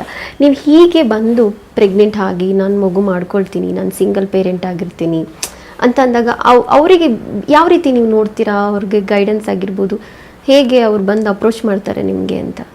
ಅದೇ ಅವರು ಡೈರೆಕ್ಟಾಗಿ ಬಂದು ಹೇಳ್ತಾರೆ, ಡೋನರ್ ಸ್ಪರ್ಮ್ನಿಂದ IVF ಮಾಡ್ಕೊಳ್ತೀನಿ ಅಂತ. ಬಟ್ ನಾವು ಅವ್ರದ್ದು ಸಿಚುಯೇಷನ್ ಎಲ್ಲ ಸ್ಟಡಿ ಮಾಡಬೇಕು. ಅವ್ರದ್ದು ಏಜು, ಅವ್ರ ಎಕನಾಮಿಕಲ್ ಬ್ಯಾಕ್ಗ್ರೌಂಡ್ ಮತ್ತು ಅವ್ರ ಮೆಂಟಲ್ ಸ್ಟೇಟಸ್ ಎಲ್ಲ ನೋಡಿಕೊಂಡು ನಮ್ಮ ಈ ರೂಲ್ಸ್ ಒಳಗಡೆನೆ ಅದು ಬರುತ್ತೆ ಅಂದರೆ ಮಾತ್ರ ಒಪ್ಕೋಬೇಕು. ಅದಕ್ಕೂ ಯಾರಾದ್ರೂ ಒಬ್ರು ಗಾರ್ಡಿಯನ್ ಥರ ಬಂದು ಹೇಳಬೇಕು. ಎಲ್ಲದಕ್ಕೂ ಸಿಗ್ನೇಚರ್ ತಗೊಂಡೇ ನಾವು ಒಂದು ಫಸ್ಟ್ ಸ್ಟೆಪ್ಪಿಂದ ಅಷ್ಟಕ್ಕೂ ಕನ್ಸೆಂಟ್ ತಗೋಬೇಕು. ಮತ್ತು ಡೋನರ್ ಯಾರು ಅಂತ ಬಿಟ್ಕೊಡೋದಿಲ್ಲ, ಅದನ್ನ ಕೇಳಬಾರ್ದು ಅಂತಾನೆ ಹೇಳಿ ಅದಕ್ಕೊಂದು ಸೈನ್ ತಗೋಬೇಕು. ತುಂಬಾನೇ ರೆಸ್ಟ್ರಿಕ್ಷನ್ಸ್ ಇದೆ, ಅಷ್ಟು ಈಸಿಯಾಗಿ ಎಲ್ಲರಿಗೂ ಮಾಡೋಕ್ಕಾಗಲ್ಲ. ಅಂದರೆ ಇವಾಗಿನ ಜನ್ರೇಷನಲ್ಲಿ ನಾರ್ಮಲ್ ಪ್ರೆಗ್ನೆನ್ಸಿ ಆಗೋ ಚಾನ್ಸಸ್ ಇದೆ ಅಲ್ವಾ? ಅಂದರೆ ತುಂಬ ಒಂದಷ್ಟು ಏನಂತ ಹೇಳ್ತಾರೆ, ಒಂದಷ್ಟು ರೀತಿಯಲ್ಲಿ ಟೆಸ್ಟ್ಗಳಾದಮೇಲೆ IVFಗೆ ಹೋಗಬೇಕು. ಅಂದರೆ ನಾವೇ ಮೆಂಟಲಿ ನಾವೇ ಫಿಕ್ಸ್ ಆಗಿಬಿಟ್ರೆ, ಅಯ್ಯೋ ನನಗಿಷ್ಟು ತಿಂಗಳಾಯಿತು, ಇಷ್ಟು ವರ್ಷ ಆಯಿತು, ಆಗ್ತಾಯಿಲ್ಲ, IVF ಮಾಡ್ಕೊಂಬಿಡೋಣ ಅಂತ ನಾವು ಡಿಸೈಡ್ ಮಾಡುವಂಥದ್ದು ಏನಿಲ್ಲ. ಡಾಕ್ಟರ್ ನಮಗೇನು ಸಜೆಸ್ಟ್ ಮಾಡ್ತಾರೆ ಒಂದು ಮೆಡಿಕೇಶನ್ಸಿಂದ, ಅವ್ರು ಹೇಳೋದನ್ನ ಫಾಲೋ ಮಾಡೋದ್ರಿಂದ ಆಗಬಹುದು ಅಂತ ನಿಮ್ಗೆ ಅನಿಸಿದ್ಯಾ? ಯಾಕಾಗಲ್ಲ. ಆ್ಯಕ್ಚುಲಿ ನನ್ನ ಹತ್ರ ಬರೋ ಪೇಷಂಟ್ಸ್ಗೆ ಒಂದು ಮದುವೆಯಾಗಿ ಎಷ್ಟು ವರ್ಷ ಆಯಿತು ಅಂತ ಫಸ್ಟ್ ಕೇಳ್ತೀನಿ. ಇನ್ನೂ ಫ್ಯೂ ಮಂತ್ಸ್ ಹಂಗೆ ಹೇಗೆ ಅಂದರೆ ಇವಾಗ ಏನು ಬೇಡ, ನೀವು ಹೋಗಿ ಒಂದು 2 years ಅವ್ರಿಗೆ ಕರೆಕ್ಟಾಗಿ ಯಾವ ಟೈಮಿಂಗಲ್ಲಿ ಅವರು ಒಟ್ಟಿಗಿರಬೇಕು. ಮತ್ತು ಆ ಥರ ಈಗೀಗಂತೂ ಓವ್ಯುಲೇಷನ್ ಆಗ್ತಾ ಇದೆಯಾ ಇಲ್ವಾ ನೋಡೋಕ್ಕೆ ಅದು ಕಿಟ್ಟೆಲ್ಲ ಬರುತ್ತೆ. ಅದನ್ನು ಅವ್ರಿಗೆ ಎಜುಕೇಟೆಡ್ ಇರ್ತಾರೆ ಈಗೆಲ್ಲ ತೋರಿಸ್ಕೊಟ್ರೆ ಅದ್ರಲ್ಲಿ ತೋರಿಸುತ್ತೆ ಈಗ this is the right time, egg ಆಚೆ ಬಂದಿದೆ, ಇದು ಪ್ರೆಗ್ನೆನ್ಸಿ ಆಗೋಕ್ಕೆ ಮೋಸ್ಟ್ ಸೂಟಬಲ್ ಟೈಮ್ ಅಂತೆಲ್ಲ ತೋರಿಸುತ್ತೆ. ಸೊ ಅದನ್ನೆಲ್ಲ ಹೇಳ್ಕೊಡ್ತೀವಿ. ಅದೆಲ್ಲ ಫೇಲ್ ಆಯಿತು ಅಂದರೆ 2 years ಆಗೋಗಿದೆ ಅಂದರೆ ಇನ್ವೆಸ್ಟಿಗೇಟ್ ಮಾಡೋಕ್ಕೆ ಸ್ಟಾರ್ಟ್ ಮಾಡ್ತೀವಿ. ವೈಫಿಗೆ ಒಂದು ಸೀರೀಸ್ ಆಫ್ ಇನ್ವೆಸ್ಟಿಗೇಷನ್ಸ್ ಇದೆ, ಹಸ್ಬೆಂಡಿಗಿದೆ. ಸೊ ಇದನ್ನೆಲ್ಲ ಮಾಡಿ ಎಲ್ಲಿ ತೊಂದರೆ ಇದೆ ಅಂತ ಕಂಡು ಹಿಡಿದು ಅದನ್ನು ನಾವು ಟ್ರೀಟ್ ಮಾಡಿ IVF ಇಲ್ಲದೇ ಮಗು ಆಗುತ್ತೆ ಅಂತ ನಮ್ಗೆ ಅನ್ಸಿದ್ರೆ ನಾವು IVF ಸಜೆಸ್ಟ್ ಮಾಡೋದಿಲ್ಲ. ನಿಮ್ಗೆ ಜಸ್ಟ್ ಒಂದು ರೀಸೆಂಟಾಗಿ ಒಂದು ಪೇಷಂಟ್ಗೆ ಮೊನ್ನೆ ಡೆಲಿವರಿ ಮಾಡಿದೆ. ಅವರಿಗೆ ಆ ಪೇಷಂಟ್ಗೆ ಆ್ಯಕ್ಚುಲಿ ಒಂದು ಎಕ್ಟೋಪಿಕ್ ಪ್ರೆಗ್ನೆನ್ಸಿ ಆಗಿತ್ತು. ಅಂದರೆ ಎಕ್ಟೋಪಿಕ್ ಅಂದರೆ ಏನಂದರೆ ನಾರ್ಮಲಾಗಿ ಯೂಟ್ರಸ್ ಒಳಗಡೆ ಮಗು ಬೆಳಿಬೇಕು, ಅದು ಆ ಜಾಗ ಬಿಟ್ಟು ಬೇರೆ ಹೊರಗಡೆ ಎನಿ ಅಬ್ನಾರ್ಮಲ್ ಸೈಟ್, ಕಾಮನ್ ಅಂದರೆ ಟ್ಯೂಬ್, ಟ್ಯೂಬಲ್ಲಿ ಪ್ರೆಗ್ನೆನ್ಸಿ ಆದರೆ ಅದನ್ನು ಎಕ್ಟೋಪಿಕ್ ಅಂತಲೇ ಹೇಳ್ತೀವಿ. ಅದಾದಾಗ ಯೂಶಲಿ ಏನಾಗುತ್ತೆ, ಒಂದು 2-2.5 ತಿಂಗಳಾಗೋಷ್ಟರಲ್ಲಿ ಅದು ರಪ್ಚರ್ ಆಗುತ್ತೆ. ಹಾಗಾದಾಗ ರಪ್ಚರ್ ಆಗಿಬಿಟ್ರೆ ಅದು ಎಮರ್ಜೆನ್ಸಿ ಆ್ಯಕ್ಚುಲಿ. ಆ ಟ್ಯೂಬ್ನ ಕಟ್ ಮಾಡಿಬಿಟ್ಟು ತೆಗೆದುಬಿಡ್ತೀವಿ. ಸೊ ಆ ಪೇಷಂಟ್ಗೆ ಅದಾಗಿತ್ತು ಒಂದು 2-3 years ಬ್ಯಾಕ್. ಸೊ ಇನ್ಯಾರೋ ಅಡ್ವೈಸ್ ಮಾಡಿದರು, ಇನ್ನೊಂದು ಟ್ಯೂಬೂ ನಿಮ್ಮದು ಬ್ಲಾಕ್ ಆಗಿದೆ, ಸೊ IVF ಮಾಡ್ಕೋಬೇಕು ನೀವು. ಸೊ ಅವರು ಇನ್ಸಿಡೆಂಟಲಿ ನನ್ನ ಹತ್ರ ಬಂದರು. ಅದಕ್ಕೆ ನಾನು ಇನ್ನೊಂದು ಟ್ಯೂಬ್ ಬ್ಲಾಕ್ ಆಗೋಕ್ಕೆ ಏನೂ ಕಾರಣ ಇಲ್ಲ, ಯಾವುದಕ್ಕೂ ನಾನು ಟ್ಯೂಬ್ ಚೆಕ್ ಮಾಡ್ತೀನಿ, ಅದೇನಾದ್ರು ಬ್ಲಾಕ್ ಆಗಿದೆ ಅಂದರೆ IVF ಹೋಗಿ, ಇಲ್ಲ ಅದು ಪೇಟೆಂಟ್ ಇದೆ ಅಂದರೆ ಬೇಡ ಅಂದೆ. ಮಾಡಿ ನೋಡಿದೆ, ಅದು ಇನ್ನೊಂದು ಟ್ಯೂಬ್ ನಾರ್ಮಲ್ ಇದೆ, ಅದೇನು ಬ್ಲಾಕ್ ಆಗಿಲ್ಲ. ಸೊ ಅವರಿಗೆ ಹೇಳಿದೆ, ನೀವು ಏನು IVF ಬೇಡ, ನಾರ್ಮಲ್ ಆಗೇ ಟ್ರೈ ಮಾಡಿ, ಆಗುತ್ತೆ. ಅವ್ರಿಗೆ ಭಯ, ಇನ್ನು ನೆಕ್ಸ್ಟ್ ಟೈಮೂ ಎಕ್ಟೋಪಿಕ್ಕೆ ಆದರೆ ಏನು ಮಾಡೋದು, ಏನು ಭಯ ಪಡಬೇಡಿ, ನೀವು ಟ್ರೈ ಮಾಡಿ, ಬೇಡವೇ ಬೇಡ ಈಗ IVF ಅಂತ ಕಳಿಸ್ದೆ. 6 months ಅಲ್ಲೋ ಏನೋ ಪ್ರೆಗ್ನೆನ್ಸಿ ಪಾಸಿಟಿವ್ ಬಂತು, ಯೂಟ್ರಸ್ ಒಳಗಡೆ ಮಗು ಬೆಳೀತು. ಈಗ ಮೊನ್ನೆ 15-20 ದಿನದ ಕೆಳಗೆ ಅನಿಸುತ್ತೆ ಡೆಲಿವರಿ ಮಾಡಿದೆ, ಒಳ್ಳೆ ಹೆಲ್ದಿ ತಗೊಂಡೋದ್ರು. ವೆರಿ ಲಕ್ಕಿಯೆಸ್ಟ್ ಪೇರೆಂಟ್ಸ್ ಅನ್ಸುತ್ತೆ ಅವ್ರು ನನಗೆ. ಯಾಕೆಂದರೆ ಯಾರು ಅಷ್ಟು ಬೇಗ ಕಾಯೋದನ್ನು ಹೇಳೋದೇ ಇಲ್ಲ. ಈಗ ಅಂದರೆ ನಾವೊಂದು ಪ್ರಾಬ್ಲಮ್ನ ತೊಗೊಂಡು ಹೋಗ್ತೀವಿ ಅಂದರೆ ಇಮಿಡಿಯೇಟ್ ಒಂದು ಸೊಲ್ಯೂಷನ್. ನಮ್ಮನ್ನು ನೋಡ್ತಾರೆ, ನಾವೇ IVF ಅಲ್ಲಿ ಆ ಕಡೆ ಈ ಕಡೆ ಇದ್ದೀವಿ ಅಂದರೆ ಓಕೆ ಹೋಗೋಣ IVF ಓಕೆ ಅಂತ ಹೇಳ್ಬಿಟ್ಟು ಮಾತ್ರ ಪಾಪ ಏನು ಹೇಳಿದ್ರು ಒಂದು ಚೂರು ಆಗಲ್ಲ ಮಾಡಲ್ಲ ಅಂತ ಇರಲಿಲ್ಲ. ಇಲ್ಲ, ಡಾಕ್ಟರ್ ಫಾಲೋ ಮಾಡಿಬಿಟ್ಟು ಅದೇ ಥರ ಅವ್ರಿಗೆ ರಿಸಲ್ಟ್ ಸಿಕ್ತು. ಅಷ್ಟೇ ಸಪೋರ್ಟಿವ್ ಆಗಿರಬೇಕು ಡಾಕ್ಟರ್ಸ್. ಅಂದರೆ ನನಗೆ ಅದೇ ತುಂಬ ಖುಷಿ ಕೊಡ್ತು. IVF ಬೇಡ ಅಂತ ನಾನು ಹೇಳಿದ್ದನ್ನು ಪ್ರೂವ್ ಮಾಡಿಕೊಟ್ಟೆ ಅಂತ. ಈಗ ಏನಂದರೆ ಯಾರಾದರೂ ಅಳ್ತಾ ಇದ್ದಾರೆ ಅಂದ ತಕ್ಷಣ ಬೇಜಾರಾಗುತ್ತೆ, ಫಸ್ಟು ಯಾಕಪ್ಪ ಅಳ್ತಾ ಇದ್ದಾರೆ ಅನ್ಸುತ್ತೆ. ಆದರೆ ಡಾಕ್ಟರ್ಸ್ ಮಾತ್ರ, ಅದರಲ್ಲೂ ಗೈನಕಾಲಜಿಸ್ಟ್, ಅಳ್ತಾ ಇದೆ ಅಂದ ತಕ್ಷಣ ಫುಲ್ ಖುಷಿ ಆಗುತ್ತೆ, ಅಬ್ಬಾ ಹತ್ರ ಎಲ್ಲ ಸಕ್ಸಸ್ ಅಂತ. ಅಷ್ಟು ನೀವು ಅಷ್ಟು ಜನರು ಅಂದರೆ ಆಮೇಲೆ ಅಷ್ಟು ಮಕ್ಕಳ ಅಳುವನ್ನಾಗ ನೀವು ಕೇಳಿರ್ತೀರ. ಇದಕ್ಕೆ ಸೇರ್ಕೊಂಡಾಗ ಇನ್ನೊಂದು, ಒಂದು ಪೇಷಂಟ್ ಲೇಬರ್ ಪೇನಿಗೆ ಬಂದಿರ್ತಾರೆ, ನಾ ಎಲ್ಲೋ ಹೊರಗಡೆ ಇರ್ತೀನಿ, ಅಲ್ಲಿಂದ ಲೇಬರ್ ರೂಮಿಂದ ಕಾಲ್ ಬರುತ್ತೆ. ಅದಕ್ಕೆ ನಾನು ಪೇನ್ ಜಾಸ್ತಿ ಆಯಿತು ತಾನೆ ಅಂತೀನಿ. ಅಲ್ಲಿ ನನ್ನ ಜೊತೆ ಕೂತಿದ್ದು ನನ್ನ ಫ್ರೆಂಡು ನಾನ್ ಮೆಡಿಕಲ್, ಯಾರಿಗಾನ ಪೇನ್ ಜಾಸ್ತಿ ಆಯ್ತು ಅಂದ್ರೆ ಖುಷಿ ಪಡೋಳು ನೀನು ಒಬ್ಳೆ ನಾನು. ಅದರಲ್ಲೂ ಗೈನಕಾಲಜಿಸ್ಟ್, ಅದರಲ್ಲಿ ಹೆಣ್ಮಕ್ಳಿಗೆ ಪೇನ್ ಆಗ್ತಿದೆ ಅಂದ್ರೆ ಖುಷಿ ಆಗುತ್ತೆ, ಹುಟ್ಟಿದ ಮಗು ಅಳ್ತಾ ಇದೆ ಅಂದ್ರೆ ಇನ್ನೂ ಖುಷಿ ಆಗ್ಬಿಡುತ್ತೆ. ಜೋರಾಗಿ ಇನ್ನು ಟ್ಯಾಪ್ ಅಳಿಸಿ ಮಗು ಅಳ್ಳಿಲ್ಲ ಅಂದ್ರೆ ನಾವ್ ಅಳ್ಬೇಕಷ್ಟೇ. ಅದೇ ಹೇಳಿದ್ದು, ಅಂದ್ರೆ ಒಂದು ಮಗು ಹುಟ್ಟಿದ ತಕ್ಷಣ ಅಳ್ತಾ ಇದೆ ಬೇಕು, ಗೈನಕಾಲಜಿಸ್ಟ್ ಮುಖದಲ್ಲಿ ಒಂದು ನಗು ಇರುತ್ತೆ. ಅಯ್ಯೋ ನಮ್ಗೆ ಗಮನ ಎಲ್ಲ ಅದ್ರದ್ದು ಕ್ರೈ. ನಾನು ಒಂದೊಂದ್ಸಲ ಸಿಸೇರಿಯನ್ ಮಾಡುವಾಗ ಮಗುನ ಪಕ್ಕದ ರೂಮಲ್ಲಿ ಎಲ್ಲೋ ಕೊಟ್ಬಿಟ್ಟಿರ್ತೀನಿ, ನಾನು ಇನ್ನೂ ಇಲ್ಲಿ ಹೊಲಿತಾ ಇರ್ತೀನಿ, ನನಗೆ ಕೇಳಿಸ್ಕೊತಾ ಇರ್ತೀನಿ, ಮಗು ಅಳ್ತಾ ಇದೆಯಾ, ಕ್ರೈ ಹೆಲ್ದಿ ಆಗಿದೆಯಾ ಇಲ್ಲ ವೀಕ್ ಆಗಿದೆಯಾ. ನಾನು ಕೆಲಸ ಎಲ್ಲಿ ಮಾಡ್ತಾ ಇದ್ರು ಗಮನ ಎಲ್ಲ ಅಲ್ಲಿರುತ್ತೆ. ಅಲ್ಲಿಂದ ಯಾರು ಬಂದ ತಕ್ಷಣ ಫಸ್ಟ್ ಕೇಳ್ತೀನಿ, ಕ್ರೈ ಹೇಗಿದೆ, ಚೆನ್ನಾಗಿದೆ. ಒಂದೊಂದ್ಸತಿ ಏನಾದರೂ ಆಮೇಲೆ ಸೆಕೆಂಡ್ ಏನೋ ಮಗು ಸ್ವಲ್ಪ ನಿದ್ದೆ ಜಾಸ್ತಿ ಮಾಡ್ತಾ ಇದೆ ಅಂದರೆ ಟೆನ್ಷನ್, ಯಾಕಿದೆ ನಿದ್ದೆ ಮಾಡ್ತಾ ಇದೆ, ಒಂಚೂರು ಕಾಲ್ಗೆ ಹಿಂಗೆ ಹೊಡೆದ್ಬಿಟ್ಟು ಅಳಿಸಿ ಅಂತೀನಿ. ಅವ್ರು ಹಂಗೆ ಮಾಡಿದಾಗ ಕ್ರೈ ಚೆನ್ನಾಗಿದೆ, ಓಕೆ. ನಮಗೆ ಬರುವಾಗ ವಿಸಿಟ್ ಬಂದಾಗ ಹೇಳ್ತಾರೆ, ಮಗು ಅಳ್ತಾ ಇದ್ದಾರೆ ಹತ್ರ ಎಲ್ಲ ಮಲಗ್ತಾರೆ, ಅಳ್ಬೇಕಮ್ಮ ಅದ್ರ ನಾರ್ಮಲ್ ಅಂತ ಅಳ್ಳಿ ನಾವ್ ಅನ್ಕೊಳ್ಳೋದು ಇದೇನ್ ಡಾಕ್ಟರ್ಸ್ ಕೋಪ ಬರುತ್ತೆ ನಮ್ಗೆ, ಡಾಕ್ಟರ್ ಮಗು ಅಳ್ತದೆ ಏನಾದ್ರು ಹೇಳಿ ಅಂದ್ರೆ ಅಳ್ಬೇಕು ಅಂತ ಹೇಳ್ತಾರಲ್ಲ, ಯಾಕಪ್ಪ ಇಷ್ಟ ಅಳಿಸ್ತಾರೆ ಮಗು ಹೆಲ್ದಿ ಅನ್ನಕ್ಕೆ ಒಂದು ಅಳ್ಬೇಕು, ಎರಡನೇದು ಫೀಡ್ಸ್ ತಗೋಬೇಕು, ಮೂರನೇದು ಯೂರಿನ್ ಮೋಷನ್ ಪಾಸ್ ಮಾಡಬೇಕು. ಈ 3 ಮಾಡ್ತಾ ಇದೆ ಅಂದ್ರೆ ನಾವು ತಲೆ ಕೆಡಿಸ್ಕೋಬೇಕಾಗೇ ಇಲ್ಲ, ಮಗು ಫುಲ್ ನಾರ್ಮಲ್ ಅಂತ ಅರ್ಥ. ಸೊ ಸಿಂಪಲ್ ಅಲ್ವಾ, 3 ನೋಡ್ಬಿಟ್ರೆ ಸಾಕು. ನಾವು ನಿಮ್ಗೆ ಸಿಂಪಲ್, ಮಗು ಆದ್ಮೇಲೆ ತಾಯಿ ಆಗ್ತಿರೋ ನಮ್ಗೆ ಮಗು ಯಾಕೆ ಅಳ್ತಾ ಇದೆ, ಇದೇನಿದು ಯೂರಿನ್ ಎಷ್ಟು ಸಲ ಆಯ್ತು ಅಂತ ಡಾಕ್ಟರ್ ಕೇಳ್ತಾ ಇದಾರೆ, ಮೋಷನ್ ಅದನ್ನ ಚೆಕ್ ಮಾಡ್ಬೇಕು, ಕೌಂಟ್ ಮಾಡ್ಕೋಬೇಕು, 1 time 2 3 4 ಡಾಕ್ಟರ್ ಬಂದು ಕೇಳ್ತಾರೆ ಎಷ್ಟು ಟೈಮ್ ಆಯ್ತು, 17 times ಆಗ್ಬೇಕು, 12 times ಆಗ್ಬೇಕು ಅಂತಿರ್ತಾರೆ. ಮೋಷನ್ ನ್ಯೂ ಬಾರ್ನ್ಸ್ ಅಲ್ಲಿ ಇವನ್ 10 ಸಲ ಆದ್ರೂ ತೊಂದರೆ ಇಲ್ಲ. ಅದು ನಾವು ರೀಲ್ಸ್ ಅಲ್ಲಿ ಕೂಡ ನೋಡ್ತಿರ್ತೀವಿ, ಮಗು ಮೋಷನ್ ಆಗಿಲ್ಲ ಅಂದ ತಕ್ಷಣ ತಾಯಿ ಫುಲ್ ಗಾಬರಿ ಆಗ್ಬಿಟ್ಟಿರ್ತಾರೆ, ಮೋಷನ್ ಆಗ್ಬೇಕಲ್ಲ, ಡಾಕ್ಟರ್ ಹೇಳಿದ್ದಾರೆ ಮೋಷನ್ ಆಗಿಲ್ಲ. ಯಾರಾದ್ರೂ ಒಂದ್ ಮಗುವಿನ ಮೋಷನ್ಗೆ ಕಾಯ್ತಾರೆ ಅಂದ್ರೆ ತಾಯಿನೇ ಅನ್ಸುತ್ತೆ. ಹೌದು, ಇಷ್ಟು ಕಾಯ್ತಾ ಇರ್ತಾರೆ. ಹುಟ್ಟಿದ್ಮೇಲೆ ಒಂದ್ಸಲಿನೂ ಮೋಷನ್ ಆಗಿಲ್ಲ ಅಂದ್ರೆ ಅದು ಮೇಜರ್ ಪ್ರಾಬ್ಲಮ್. ಅದು ಮೋಷನ್ ಆಗೋ ಜಾಗ ಫುಲ್ ಬ್ಲಾಕ್ ಆಗ್ಬಿಟ್ಟಿರುತ್ತೆ, ಅದಕ್ಕೆ ಆಪರೇಷನ್ ಎಲ್ಲ ಮಾಡ್ಬೇಕಾಗತ್ತೆ. ಮತ್ತೆ ಈ ನಾರ್ಮಲ್ ಡೆಲಿವರಿಯಲ್ಲಿ ತಾಯಿದು ಚೀರಾಟ ಇರುತ್ತೆ, ನೋವಿರತ್ತೆ, ಆಕೆ ಅಳ್ತಾ ಇರ್ತಾರೆ, ಆದ್ರೆ ನಿಮ್ ಫೋಕಸ್ ಎಲ್ಲ ಡೆಲಿವರಿ ಮಾಡೋದ್ರ ಮೇಲಿರುತ್ತೆ. ಅವಾಗ ನಿಮ್ಗೆ ಯಾವತ್ತಾದ್ರೂ ಅನ್ಸಿದ್ಯಪ್ಪ ಇಷ್ಟ ಅಳ್ತಾ ಇದ್ದಾರೆ ಅಂದ್ರೆ ನಾರ್ಮಲ್ ಆಗಿ ಫೀಲ್ ಖುಷಿ ಆಗತ್ತೆ, ಅವ್ರು ಕಿರಿಚಿದಷ್ಟು ನನಗ್ ಸಮಾಧಾನ, ಮುಕ್ತಾರೆ ಇವಾಗ ಅಂತ. ನನಗೆ ನೀವು ಸ್ವಲ್ಪ ಕಿರಿಚಬೇಡಿ, ಆ ಶಕ್ತಿನ ಮುಖಕ್ಕೆ ಯೂಸ್ ಮಾಡಿ ಅಂತೀನಿ.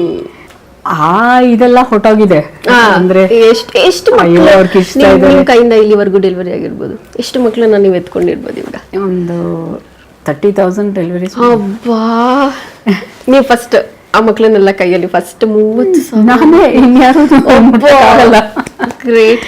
30,000 ಮಕ್ಕಳಂದ್ರೆ ಅಂದ್ರೆ ನಾನು PG ಸೇರಿದ್ನಲ್ಲ, ಅವಾಗಿಂದ ಹಿಡಿದು ಇವಾಗ ತನಕ ಈಸಿಲಿ 30,000 ಆಗಿದೆ. ನಿಮ್ಗೆ ಗೈನಕಾಲಜಿಸ್ಟ್ ಆಗ್ಬೇಕು ಅಂತಾನೆ ಯಾಕೆ ಅನ್ಸ್ತು? ಅಂದ್ರೆ ಇವಾಗ ಇಷ್ಟೊಂದು ಫೀಲ್ಡ್ ಇದೆಯಲ್ಲ, ಡೆಂಟಿಸ್ಟ್, ಡರ್ಮಟಾಲಜಿಸ್ಟ್ ಅಂತೆಲ್ಲ, ಪರ್ಟಿಕ್ಯುಲರ್ ಕೆಲವು ಸ್ಪೆಷಾಲಿಟೀಸ್ ನಂಗೆ ಇಷ್ಟ ಇಲ್ಲ. ಲೈಕ್ ಸರ್ಜರಿ, ಜನರಲ್ ಸರ್ಜರಿ ಅಥವಾ ಡರ್ಮಟಾಲಜಿ, ಅದು ರೇಡಿಯಾಲಜಿ ಇಂಥದ್ದೆಲ್ಲ ಈಗ ಅವಕ್ಕೆಲ್ಲ ತುಂಬಾ ಸ್ಕೋಪ್ ಇದೆ, ರೇಡಿಯಾಲಜಿ, ಡರ್ಮಟಾಲಜಿ ಎಲ್ಲ. ಸೊ ಅದ್ರ ಬದಲು ನನಗೆ ಅದೇನೋ ನ್ಯಾಚುರಲ್ ಆಗಿ ನಂಗೆ ಇದ್ರ ಬಗ್ಗೆ ಇಷ್ಟ ಆಯಿತು. ಮೇ ಬಿ ನನಗೆ ಎಲ್ಲ ಸಬ್ಜೆಕ್ಟ್ಸ್ನು ನಾವು MBBS ಅಲ್ಲಿ ಓದ್ತೀವಿ. ನಾನು ಫೈನಲ್ ಇಯರಲ್ಲಿ ಒ ಬಿ ಜಿ ಅಂತೀವಲ್ಲ ಇದನ್ನು, ಅದು ನನಗೆ ಈಸಿಯಾಗಿ ಅರ್ಥ ಆಗ್ತಾ ಇತ್ತು, ಮಾರ್ಕ್ಸ್ ಜಾಸ್ತಿ ಬಂತು. ಅಂದ್ರೆ ನಿಮ್ ಕೈಯಲ್ಲಿ ನಂದು ಒಲವು ಆ ಕಡೆಗೆ ನ್ಯಾಚುರಲ್ ಆಗಿ ಹೊಟ್ಟೋಯ್ತು. 30,000 ಮಕ್ಕಳು ಹುಟ್ಟಬೇಕು ಅಂತಿತ್ತು ಅನ್ಸುತ್ತೆ ನಿಮ್ ಕೈಯಲ್ಲಿ, ಅದಕ್ಕೆ ಗೈನಕಾಲಜಿಸ್ಟ್ ಆಗಿದ್ದೀರಾ. ಹೌದು. ಅಂದ್ರೆ ಈಗ ನಾರ್ಮಲ್ ಡೆಲಿವರಿಗೂ ಸಿ ಸೆಕ್ಷನ್ಗೂ ಯಾವುದು ನಿಮ್ಗೆ ಜಾಸ್ತಿ ಚಾಲೆಂಜ್ ಅನ್ಸುತ್ತೆ? ಅಪ್ಪ ನಾರ್ಮಲ್ ಡೆಲಿವರಿನ ಇದು ಓಕೆ, ಸಿ ಸೆಕ್ಷನ್ ಅಪ್ಪ ಅಂತ ಯಾವತ್ತಾದ್ರೂ ಅನ್ಸಿದ್ಯಾ ಎರಡರಲ್ಲೂ? ಆಕ್ಚುಲಿ ಉಲ್ಟಾ, ಸಿ ಸೆಕ್ಷನ್ ಅಂದ್ರೆ ಈಸಿ ನಿಮ್ಗೆ, ಡಾಕ್ಟರ್ಸ್ಗೆ. ನಮ್ಗಲ್ಲ ಆಕ್ಚುಲಿ ಹೇಳ್ಬಾರ್ದು, ನಿಜ ಹೇಳ್ತಾ ಇದ್ದೆ. ಸಿ ಸೆಕ್ಷನ್ ಅಲ್ಲಿ ಏನಂದ್ರೆ ಕಾಂಪ್ಲಿಕೇಶನ್ಸ್ ಇರುತ್ತೆ, ಅದು ಇರಲ್ಲ ಅಂತಿಲ್ಲ. ಬಟ್ ನಮ್ಗೆ ಏನಂದ್ರೆ ಮೈಂಡ್ ಅಲ್ಲಿ ಕೂಲಾಗಿರ್ತೀವಿ, ಯಾಕೆಂದ್ರೆ ಅನಸ್ಥೆಟಿಸ್ಟ್ಗೆ ಹೇಳ್ಬಿಟ್ಟಿರ್ತೀವಿ ಈ ಟೈಮ್ ಅಂತ, ಪೀಡಿಯಾಟ್ರಿಷಿಯನ್ಗೆ ಹೇಳಿರ್ತೀವಿ, ಎಲ್ಲರೂ ಬರ್ತಾರೆ, ರೆಡಿ ಆಗಿರ್ತಾರೆ, ನಮ್ಗೆ ಅಸಿಸ್ಟೆಂಟ್ ಇರ್ತಾರೆ. ಸೊ ಆರಾಮಾಗಿ ಆಪರೇಷನ್ ಮಾಡ್ತೀವಿ, ಮಗುನ ತೆಗೆದುಕೊಡ್ತೀವಿ, ಹೊಲಿತೀವಿ, ಬರ್ತೀವಿ. ಸೊ ಅಲ್ಲಿಗೆ ನಮ್ಮ ಕೆಲಸ ಮುಗೀತು. ಬಟ್ ನಾರ್ಮಲ್ ಡೆಲಿವರಿ ಆಗಿರಲ್ಲ, ಯಾವಾಗಲೂ ಬರ್ತಾರೆ ಪೇನ್ ಅಂತ, ಅಲ್ಲಿ ಹೋಗಿ ಟೆಸ್ಟ್ ಮಾಡಿ ನೋಡಿದ್ರೆ ಇನ್ನು ಅವಾಗ ಶುರು. ಸೊ ನಾವು ಅದನ್ನ ಏನೇನು ಮಾಡಬೇಕು, ಇದಕ್ಕೆ ನಾರ್ಮಲ್ ಪ್ರೋಗ್ರೆಸ್ ಆಗ್ತಾ ಇದೆಯಾ ಇಲ್ವಾ, ಮಗುದ ಹಾರ್ಟ್ ಬೀಟ್ ಏನಾದರೂ ವ್ಯತ್ಯಾಸ ಆಗ್ತಾ ಇದೆಯಾ, ಅಥವಾ ಬೇರೆ ನೀರ್ಗೀರು ಹೋಯ್ತಾ, ಮಗು ಬರೋ ಜಾಗ ಏನಾದರೂ ಅಡ್ಡ ಬರ್ತಾ ಇದೆಯಾ, ಅಂದ್ರೆ ಎಕ್ಸಾಮಿನ್ ಮಾಡ್ತಾನೇ ಇರಬೇಕು ಫುಲ್ಲು. ಆಮೇಲೆ ಈಗ ಫಸ್ಟ್ ಡೆಲಿವರಿ ಅಂದರೆ ಒಂದು ಪೇನ್ ಶುರುವಾಗಿ ಒಂದು 10 hours ಆವ್ರೇಜ್ ಪೇನ್ ಇರುತ್ತೆ, ಆಮೇಲೆ ಡೆಲಿವರಿ ಆಗುತ್ತೆ. ಸೊ ಇದು ಟೆಕ್ಸ್ಟ್ ಬುಕ್. ಕೆಲವ್ರಿಗೆ 15 hours 20 hours ಆಗುತ್ತೆ, ತುಂಬ ಸ್ಲೋ ಆಗಿ ಪ್ರೋಗ್ರೆಸ್ ಆಗ್ತಾ ಇರುತ್ತೆ. ಅಂಥ ಟೈಮಲ್ಲಿ ನಾವು ಡಿಸೈಡ್ ಮಾಡಬೇಕು, ಇದನ್ನು ಜಾಸ್ತಿ ಮಾಡಬೇಕು ಅಂದರೆ ಇದು ಡ್ರಿಪ್ ಹಾಕಬೇಕು, ಅದೇ ಹೇಳ್ತಾರಲ್ಲ ಈ ತಾನೇ ಪೇನ್ ಕೊಡೋ ಇಂಜೆಕ್ಷನ್ ಹಾಕಿದ್ದಾರೆ, ಅದನ್ನೆಲ್ಲ ಹಾಕಬೇಕು. ಆ ಟೈಮಿಂಗ್ ಕರೆಕ್ಟಾಗಿ ನೋಡ್ಕೋಬೇಕು. ಒಂದೊಂದ್ಸಲ ಅದು ಆ್ಯಡ್ ಮಾಡಿದ್ಮೇಲೆ ಮಗು ಸುಸ್ತಾಗ್ಬಿಡುತ್ತೆ. ಸೊ ಮಗು ಸುಸ್ತಾಗಿದೆಯಾ ಇಲ್ವಾ ನೋಡ್ಬೇಕಂದ್ರೆ ನಾವು ಅದ್ರದ್ದು ಹಾರ್ಟ್ ಬೀಟ್ ಕಂಟಿನ್ಯೂಸ್ ಆಗಿ ಮಾನಿಟರಿಂಗ್, ಫೀಟಲ್ ಹಾರ್ಟ್ ಮಾನಿಟರಿಂಗ್ ಅಂತ ಅದನ್ನು ಮಾಡ್ತಾ ಇರ್ತೀವಿ. ಟೋಟಲಿ ನಾವು ಅಲ್ಲೇ ಇದ್ಬಿಡ್ಬೇಕು, ಯಾಕೆಂದ್ರೆ ಅಲ್ಲಿ ಇರೋದು ಬೆಟ್ರು. ಮನೆಗೆ ಬಂದು ಅಲ್ಲಿ ಯೋಚನೆ ಮಾಡ್ಕೊಂಡು ಟೆನ್ಷನ್ ಮಾಡ್ಕೊಳ್ಳೋದು ಬದಲು ಅಲ್ಲೇ ಇರೋದು ಬೆಟ್ರು. ಎಕ್ಸಾಂಪಲ್ ಹೇಳ್ಬೇಕಂದ್ರೆ ರೀಸೆಂಟಾಗಿ ಒಂದು 15 days ಬ್ಯಾಕು ರಾತ್ರಿ ಜಸ್ಟ್ ಊಟ ಮಾಡಿ ಇನ್ನೇನು ಮಲ್ಕೋಬೇಕು ಒಂದು 10-10:30. ನೆಲಮಂಗ್ಲಲ್ಲಿ ನಮ್ದೊಂದು ಹಾಸ್ಪಿಟ್ಲ್ ಇದೆ, ಇಲ್ಲಿ ಮಲ್ಲೇಶ್ವರಮಲ್ಲಿ ಒಂದಿದೆ, ನೆಲಮಂಗ್ಲ. ಸೊ ನೆಲಮಂಗ್ಲಿಂದ ಕಾಲ್ ಬಂತು, ಪೇಷಂಟ್ ಲೇಬರಲ್ಲಿ ಬಂದಿದ್ದಾರೆ ಪೇಯ್ನ್ ಅಂತ. ಸರಿ ಏನು ಮಾಡಿದೆ, ಬೆಡ್ಶೀಟು ಇದು ಎಲ್ಲ ಎತ್ಕೊಂಡು ಹೊಟ್ಟೋದೆ. ಇನ್ನು ನೆಲಮಂಗ್ಲಿಂದ ನಾವು ಬರೋದು ಹೋಗೋದು ಎಲ್ಲ ಕಷ್ಟ ಆಗುತ್ತೆ. ಅಲ್ಲೇ ಇದ್ದು ಬಿಡೋಣ ಅಂದ್ಬಿಟ್ಟು ಎಲ್ಲ ರೆಡಿ ಆಗಿಬಿಟ್ಟು ಹೋದೆ. ನೋಡಿದ್ರೆ ಒಂದು 11:30-12 ಗಂಟೆ ಒಳಗೆ ಡೆಲಿವರಿ ಆಯಿತು. ಸೊ ಈಗ ನಾನು ಮಧ್ಯರಾತ್ರಿ ಅಲ್ಲೇ ಇರೋದ ಇಲ್ಲ ವಾಪಸ್ ಬರೋದ. ಕೊನೆಗೆ ನಮ್ಮ ಹಸ್ಬೆಂಡ್ ಜೊತೆ ಬಂದರು ಅಂದ್ಬಿಟ್ಟು ವಾಪಸ್ ಬಂದೆ. ಬಟ್ ಈ ಥರ ನಮ್ಮ ಇದು ರೊಟೀನ್ ಫುಲ್ ಚೇಂಜ್ ಆಗೋಗುತ್ತೆ ನಾರ್ಮಲ್ ಡೆಲಿವರಿ ಅಂದರೆ. ಬಟ್ ಏನು ಮಾಡೋಕ್ಕಾಗಲ್ಲ, ಫಸ್ಟ್ ನಾವು ನಾರ್ಮಲೇ ಟ್ರೈ ಮಾಡಬೇಕು. ಅದಾಗ್ತಾ ಇಲ್ಲ ಅಂದರೆ ಮಾತ್ರನೇ ಸಿಸೇರಿಯನ್ ಮಾಡಬೇಕು. ಸಿಸೇರಿಯನ್ನಲ್ಲೂ ಕಾಂಪ್ಲಿಕೇಶನ್ ಆದರೆ ತುಂಬಾ ಪ್ರಾಬ್ಲಮ್ ಇರುತ್ತೆ. ಸೊ ಅದೇನು ಫುಲ್ಲು ಝೀರೋ ಕಾಂಪ್ಲಿಕೇಶನ್ ಅಂತ ಹೇಳೋಕ್ಕಾಗಲ್ಲ. ಸೊ ಬಟ್ ಎರಡೂ ಎಲ್ಲಿವರೆಗೂ ಮಗುನ ಆಚೆ ತೆಗಿತೀವೋ ಆ ತೆಗಿಯೋ ಟೈಮ್ ತನಕ ನಮ್ಮ ಕಾನ್ಸಂಟ್ರೇಷನ್ ಎಲ್ಲ ಅಲ್ಲೇ ಇರಬೇಕು. ಈಗ C-ಸೆಕ್ಷನ್ ಆದಮೇಲೆ ಅಂದರೆ ಕೆಲವರು ಹೇಳ್ತಿರ್ತಾರೆ, C-ಸೆಕ್ಷನ್ ಬಿಡು, ನೀನು ತುಂಬ ಲಕ್ಕಿ, ಗೊತ್ತೇ ಆಗಿರಲ್ಲ ನಿನಗೆ ಹೇಗೆ ಮಾಡಿರ್ತಾರೆ ಅಂತ ಹೇಳಿಬಿಡ್ತಾರೆ. ಬಟ್ ಆದಮೇಲೆ ಅದು ನಮಗೆ ಯೂರಿನ್ ಪೈಪೆಲ್ಲ ತೆಗೆದುಬಿಟ್ಟು ನೀವು ಹೋಗಬೇಕು ಅಂತ ಒಂದು 5-6 ಅವರ್ಸಿಗೆ ಹೇಳಿಬಿಡ್ತಾರೆ. ನರಕ ಯಾತನೆ, ನಿಂತ್ಕೊಳ್ಳೋಕ್ಕಾಗಲ್ಲ, ಇಷ್ಟು ನೋವಾಗ್ತಾ ಇರುತ್ತೆ. ಮಗುನ ಎತ್ಕೊಳ್ತಾ ಇರಬೇಕು, ಫೀಡ್ ಮಾಡ್ತಾ ಇರಬೇಕು, ಅವಾಗವಾಗ ನೋಡ್ತಾ ಇರಬೇಕು. ಅಂದರೆ ಆ C-ಸೆಕ್ಷನ್ದು ಪ್ರೊಸೀಜರ್ ಸ್ವಲ್ಪ ನೀವು ಹೇಳ್ಬೋದಾ? ಅಂದರೆ ಈ ಥರ ಆಗಿರತ್ತೆ, ನೀವು ಅಂದುಕೊಂಡಷ್ಟು ಏನು ಅನಸ್ತೇಶ ಕೊಟ್ಟಿರ್ತಾರೆ, ನಿಂಗೆ ಏನೂ ಗೊತ್ತಾಗಿಲ್ಲ, ನೀನು ಲಕ್ಕಿ ಅಂತ ಹೇಳ್ಬಿಡ್ತಾರೆ. ನನ್ನ ನಾರ್ಮಲ್ಲು, ನನಗೆ 2 ದಿನ ಪೇಯ್ನ್ ಆಗಿತ್ತು ಅಂತ ಎಲ್ಲ. ಅಂದರೆ ನೀವು ನೋಡೋದು ನಿಮ್ದು ಎರಡನ್ನೂ ನಾನು ಕಾಂಟ್ರಾಡಿಕ್ಟ್ ಮಾಡ್ತೀನಿ. ಫಸ್ಟ್ ನಾರ್ಮಲ್ ಅನ್ನೋರು ಅಯ್ಯೋ 2 ದಿನ ಪೇಯ್ನ್ ಇತ್ತು, ತುಂಬ ಕಷ್ಟ ಆ ಥರ ಹೇಳ್ತಾರಲ್ಲ. ಇವಾಗ ಪೇಯ್ನ್ಲೆಸ್ ಡೆಲಿವರಿ ಮಾಡ್ತೀವಿ. ನೋವು ಶುರು ಆದ ತಕ್ಷಣ ಟೈಮ್ ಕರೆಕ್ಟಾಗಿ ನೋಡಿಕೊಂಡು ಯಾವ ಸ್ಟೇಜಲ್ಲಿ ಇದ್ದಾರೆ ನೋಡ್ಕೊಂಡು ಒಂದು ಎಪಿಡ್ಯೂರಲ್ ಅನಾಲ್ಜೆಸಿಯಾ ಅಂತ ಕೊಡ್ತೀವಿ. ನೋವೇ ಗೊತ್ತಾಗಲ್ಲ ನಾರ್ಮಲ್ ಡೆಲಿವರಿ ಫುಲ್ಲು. ಇನ್ನೇನು ಮಗು ಆಚೆ ಬರ್ತಿದೆ ಅಂದಾಗಲೂ ಅವ್ರಿಗೆ ನೋವಿರಲ್ಲ. ನಾವೇನೇ ನಮಗೆ ಗೊತ್ತಾಗತ್ತೆ, ಮುಟ್ಟು ನೋಡಿದ್ರೆ ಅದು ಗಟ್ಟಿ ಆಗಿರುತ್ತೆ ಯೂಟ್ರಸ್. ಹಂಗೆ ಫೀಲ್ ಮಾಡಿ ಅವ್ರಿಗೆ ಇವಾಗ ನೋವು ಬರ್ತಾ ಇದೆ ಮುಕ್ಕು ಅಂತ ಹೇಳ್ತೀವಿ, ನೋವೇ ಇರಲ್ಲ. ಫುಲ್ ಮಗು ಡೆಲಿವರಿ ಆಗೋಗ್ಬಿಟ್ಟಿರುತ್ತೆ. ಅವರು ಹೌದಾ ಆಗೋಯ್ತಾ ಅಂತ ಕೇಳ್ತಾರೆ. ಸೊ ಈ ಥರನೂ ಆಗುತ್ತೆ. ಸಿಸೇರಿಯನಲ್ಲಿ ಏನಾಗುತ್ತೆ ಅಂದರೆ ನಾವು ಕಟ್ ಮಾಡಿರ್ತೀವಿ ತಾನೆ, ಸೊ ಇಷ್ಟುದ್ದ ಕಟ್ ಮಾಡ್ತೀವಿ, ಅಲ್ಲಿ ನೋವು ಇದ್ದೇ ಇರುತ್ತೆ. ಈಗ ನಿಮ್ಗೆ ಎಲ್ಲನ ಒಂದು ಬೇರೆ ಕಡೆ ಒಂದು ಚೂರು ಹಿಂಗೆ ಕುಯ್ಕೊಂಡ್ರೆ ನೋವು ಇರುತ್ತಲ್ವಾ. ಸೊ ಅಲ್ಲಿ ಇಷ್ಟುದ್ದ ಕಟ್ ಮಾಡಿದಾಗ ನೋವು ನ್ಯಾಚುರಲ್ ಅಲ್ವಾ, ಆ ಜಾಗದಲ್ಲಿ ನೋವು ಬರುತ್ತೆ. ಇಲ್ಲ ಆಪರೇಷನ್ ಜಾಗದಲ್ಲಿ ಇನ್ಫೆಕ್ಷನ್ ಆಗ್ಬೋದು, ಇಲ್ಲ ಬ್ಲೀಡಿಂಗ್ ಜಾಸ್ತಿ ಆಗ್ಬೋದು, ಇಲ್ಲ ಬೆನ್ನು ನೋವು ಬರ್ಬೋದು, ಏನು ಬೇಕನ್ನ ಆಗ್ಬೋದು. ಅದಕ್ಕೆಲ್ಲ ನಾವು ಟ್ರೀಟ್ಮೆಂಟ್ ಇದೆ. ಈಗ ತಲೆನೋವು ಬರುತ್ತೆ ಒಬ್ಬೊಬ್ರಿಗೆ, ಸ್ಪೈನಲ್ ಅನಸ್ತೇಸಿಯಾ ಕೊಟ್ಟಿದ್ರೆ ಪೋಸ್ಟ್ ಸ್ಪೈನಲ್ ಹೆಡ್ಏಕ್ ಅಂತ, ಅದು ಅವ್ರು ಹಿಂಗೆ ಕೂತ್ಕೊಂಡ್ರೆ ಸಾಕು ತಲೆನೋವು ಬರುತ್ತೆ. ಅದಕ್ಕೆ ರೆಮಿಡಿ ಏನಂದರೆ ಮಲ್ಕೋಬೇಕು, ಕೂತ್ಕೋಬಾರ್ದು ಆದಷ್ಟು. ಆಮೇಲೆ ಹೈಡ್ರೇಷನ್ ಜಾಸ್ತಿ ಮಾಡ್ಕೋಬೇಕು, ಆವಾಗ ಆ ತಲೆನೋವು ಹೋಗುತ್ತೆ. ಸೊ ನಾ ಹೇಳ್ತಾ ಇರೋದು ಒಂದು ಪ್ರಾಬ್ಲಮ್ಗೆ ಸೊಲ್ಯೂಷನ್. ಈಗ ನೋವು ಆಪರೇಷನ್ ಜಾಗದಲ್ಲಿ ತುಂಬ ನೋವು ಅಂತಿರ್ತಾರೆ, ಪೇನ್ ಕಿಲ್ಲರ್ ಕೊಡೋದು, ನೋವು ಹೋಯ್ತಲ್ಲ. ಆಮೇಲೆ ಮುಂಚೆ ಎಲ್ಲ ಮಲಗಿಸಿರೋರು ಕಾಲು ಅಲ್ಲಾಡಿಸ್ತಾ ಇರಲಿಲ್ಲ, ಅದೆಲ್ಲ ಇರುತ್ತೆ. ಈಗ ನಾವು ಎಷ್ಟು ಬೇಗ ಆಗುತ್ತೆ ಅಷ್ಟು ಬೇಗ ಕಾಲ್ ಮಾಡಿಸೋದು, ಉದ್ದ ಮಾಡೋದು ಅದೆಲ್ಲ ಮಾಡಿಸ್ತೀನಿ. ಹೌದು, ಯಾಕೆಂದರೆ ಅದು DVT ಅಂತೆಲ್ಲ ಆಗಬಾರ್ದು, ಬ್ಲಡ್ ಕ್ಲಾಟ್ ಆಗೋದು. ಅದಕ್ಕೆ ಇಮ್ಮಿಡಿಯೇಟಾಗಿ ಬೇಗ ಮಾಡಿಸೋದು ಇಲ್ಲ. ಯೂರಿನ್ನು ಇದು ಕ್ಯಾಥೆಟರ್ ಹಾಕಿರ್ತೀವಿ, ಟ್ಯೂಬ್. ಸೊ ಎದ್ದು ನಿಂತ್ಕೋಬೇಕು ಹೋಗ್ಬೇಕು ಅನ್ನೋದಿರಲ್ವಲ್ಲ, ಅದು ಟ್ಯೂಬ್ ಮೂಲಕ ಬರ್ತಾ ಇರುತ್ತೆ, ತೆಗ್ದ್ಬಿಡ್ತಾರೆ ಅದನ್ನ. ಅದನ್ನು ನಾನು ಯೂಶ್ವಲಿ ಸೆಕೆಂಡ್ ಡೇ ತೆಗಿತೀನಿ. ಅಷ್ಟೊತ್ತಿಗೆ ಅವ್ರಿಗೆ ಆಲ್ಮೋಸ್ಟ್ ಎಲ್ಲ ನಾರ್ಮಲ್ ಆಗಿ ಹೊಟ್ಟೆಗೆಲ್ಲ ತಿನ್ನೋದೆಲ್ಲ ಆಗಿರುತ್ತೆ, ಶಕ್ತಿನೂ ಬಂದಿರುತ್ತೆ. ಸೊ ಏನೂ ಪ್ರಾಬ್ಲಮ್ ಆಗಲ್ಲ. ಎಲ್ಲ ನಾವು ಹೆಂಗೆ ಟ್ರೀಟ್ ಮಾಡ್ತೀವಿ ಅನ್ನೋದ್ರ ಮೇಲೆ ಅವ್ರ ಸಿಂಪ್ಟಮ್ಸ್ ಇರುತ್ತೆ.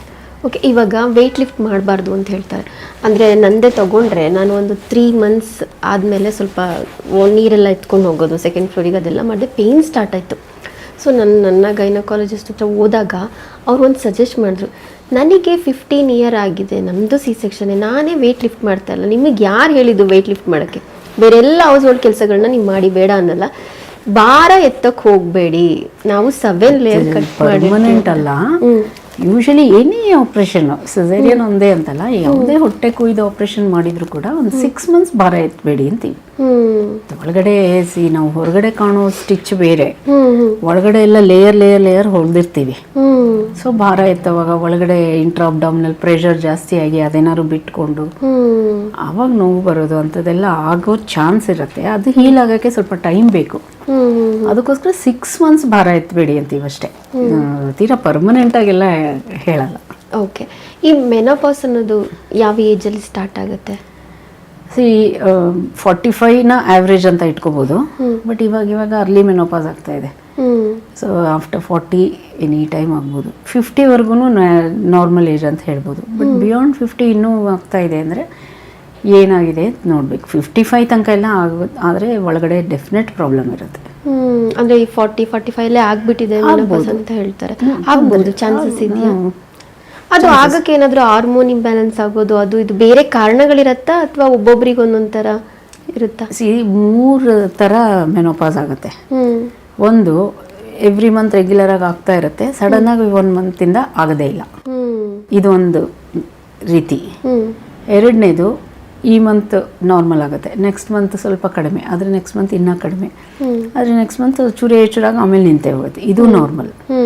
ಇನ್ನು ಕೆಲವ್ರಿಗೆ ಇವಾಗ ಆಗುತ್ತೆ, ಇನ್ನು 1.5-2 ತಿಂಗಳು ಬಿಟ್ಟಾಗತ್ತೆ, ಆಮೇಲೆ 4 ತಿಂಗಳು ಬಿಟ್ಟಾಗತ್ತೆ, ಆಮೇಲೆ 6 ತಿಂಗಳು, ಆಮೇಲೆ ಆಗೋದೇ ಇಲ್ಲ. ಸೊ ಇದು 3 ವೆರೈಟಿ ಇರೋದು ಮೆನೋಪಾಸ್ಗೆ. ಇದು ಬಿಟ್ಟು ಏನೋ ತುಂಬ ಬ್ಲೀಡಿಂಗ್ ಆಗುತ್ತೆ, ಇರ್ರೆಗ್ಯುಲರ್ ಆಗಿ ಆಗ್ತಾ ಇದೆ, ಅದು ಇದು ಏನೇ ಹೇಳಿದ್ರು ಒಳಗಡೆ ಏನಾದರೂ ತೊಂದರೆ ಇದ್ರೇ ಆಗೋದು. ಅದು ಇದೆಯಾ ಅಂತ ನೋಡಬೇಕು. ನಾನು ಕೊನೆಯದಾಗಿ ನಿಮ್ಮನ್ನು ಕೇಳಬೇಕು ಅಂದರೆ, ಇಷ್ಟೆಲ್ಲ ಒತ್ತಡದ ಪ್ರೆಷರ್ ಬದುಕಲಿ, PCOS, PCOD, ಥೈರಾಯ್ಡ್ ಇರ್ಬೋದು ಅಥವಾ ಮೆನೋಪಾಸ್ ಇರ್ಬೋದು, ಇದೆಲ್ಲದಕ್ಕೂ ಹಾರ್ಮೋನ್ ಇಂಬ್ಯಾಲೆನ್ಸ್ ಅಂತಲೇ ನಾವು ಅಂದ್ಕೊಂಡ್ರೆ, ಕನ್ಸಿಡರ್ ಮಾಡಿದ್ರೆ, ನೀವು ಹೇಗೆ ಲೈಫ್ ಸ್ಟೈಲ್ನ ಚೇಂಜ್ ಮಾಡ್ಕೋಬಹುದು ಇದನ್ನೆಲ್ಲ ಸರಿ ಮಾಡ್ಕೊಳ್ಳೋಕ್ಕೆ ಅಂತ ಹೇಳ್ತೀರಾ? ಅದು ನಮ್ಮ ವೀಕ್ಷಕರಿಗೆ ನೀವು ಹೇಳಿದ್ರೆ ತುಂಬಾ ಉಪಯೋಗ ಆಗುತ್ತೆ ಅನಿಸುತ್ತೆ. ಲೈಫ್ ಸ್ಟೈಲ್ ಮಾಡಿಫಿಕೇಶನ್ಸ್ ಅಂತ ಹೇಳ್ತೀವಿ, ಅದು ಎಷ್ಟೋ ಕಾಯಿಲೆಗಳಿಗೆ ಅದೇ ಆನ್ಸರ್.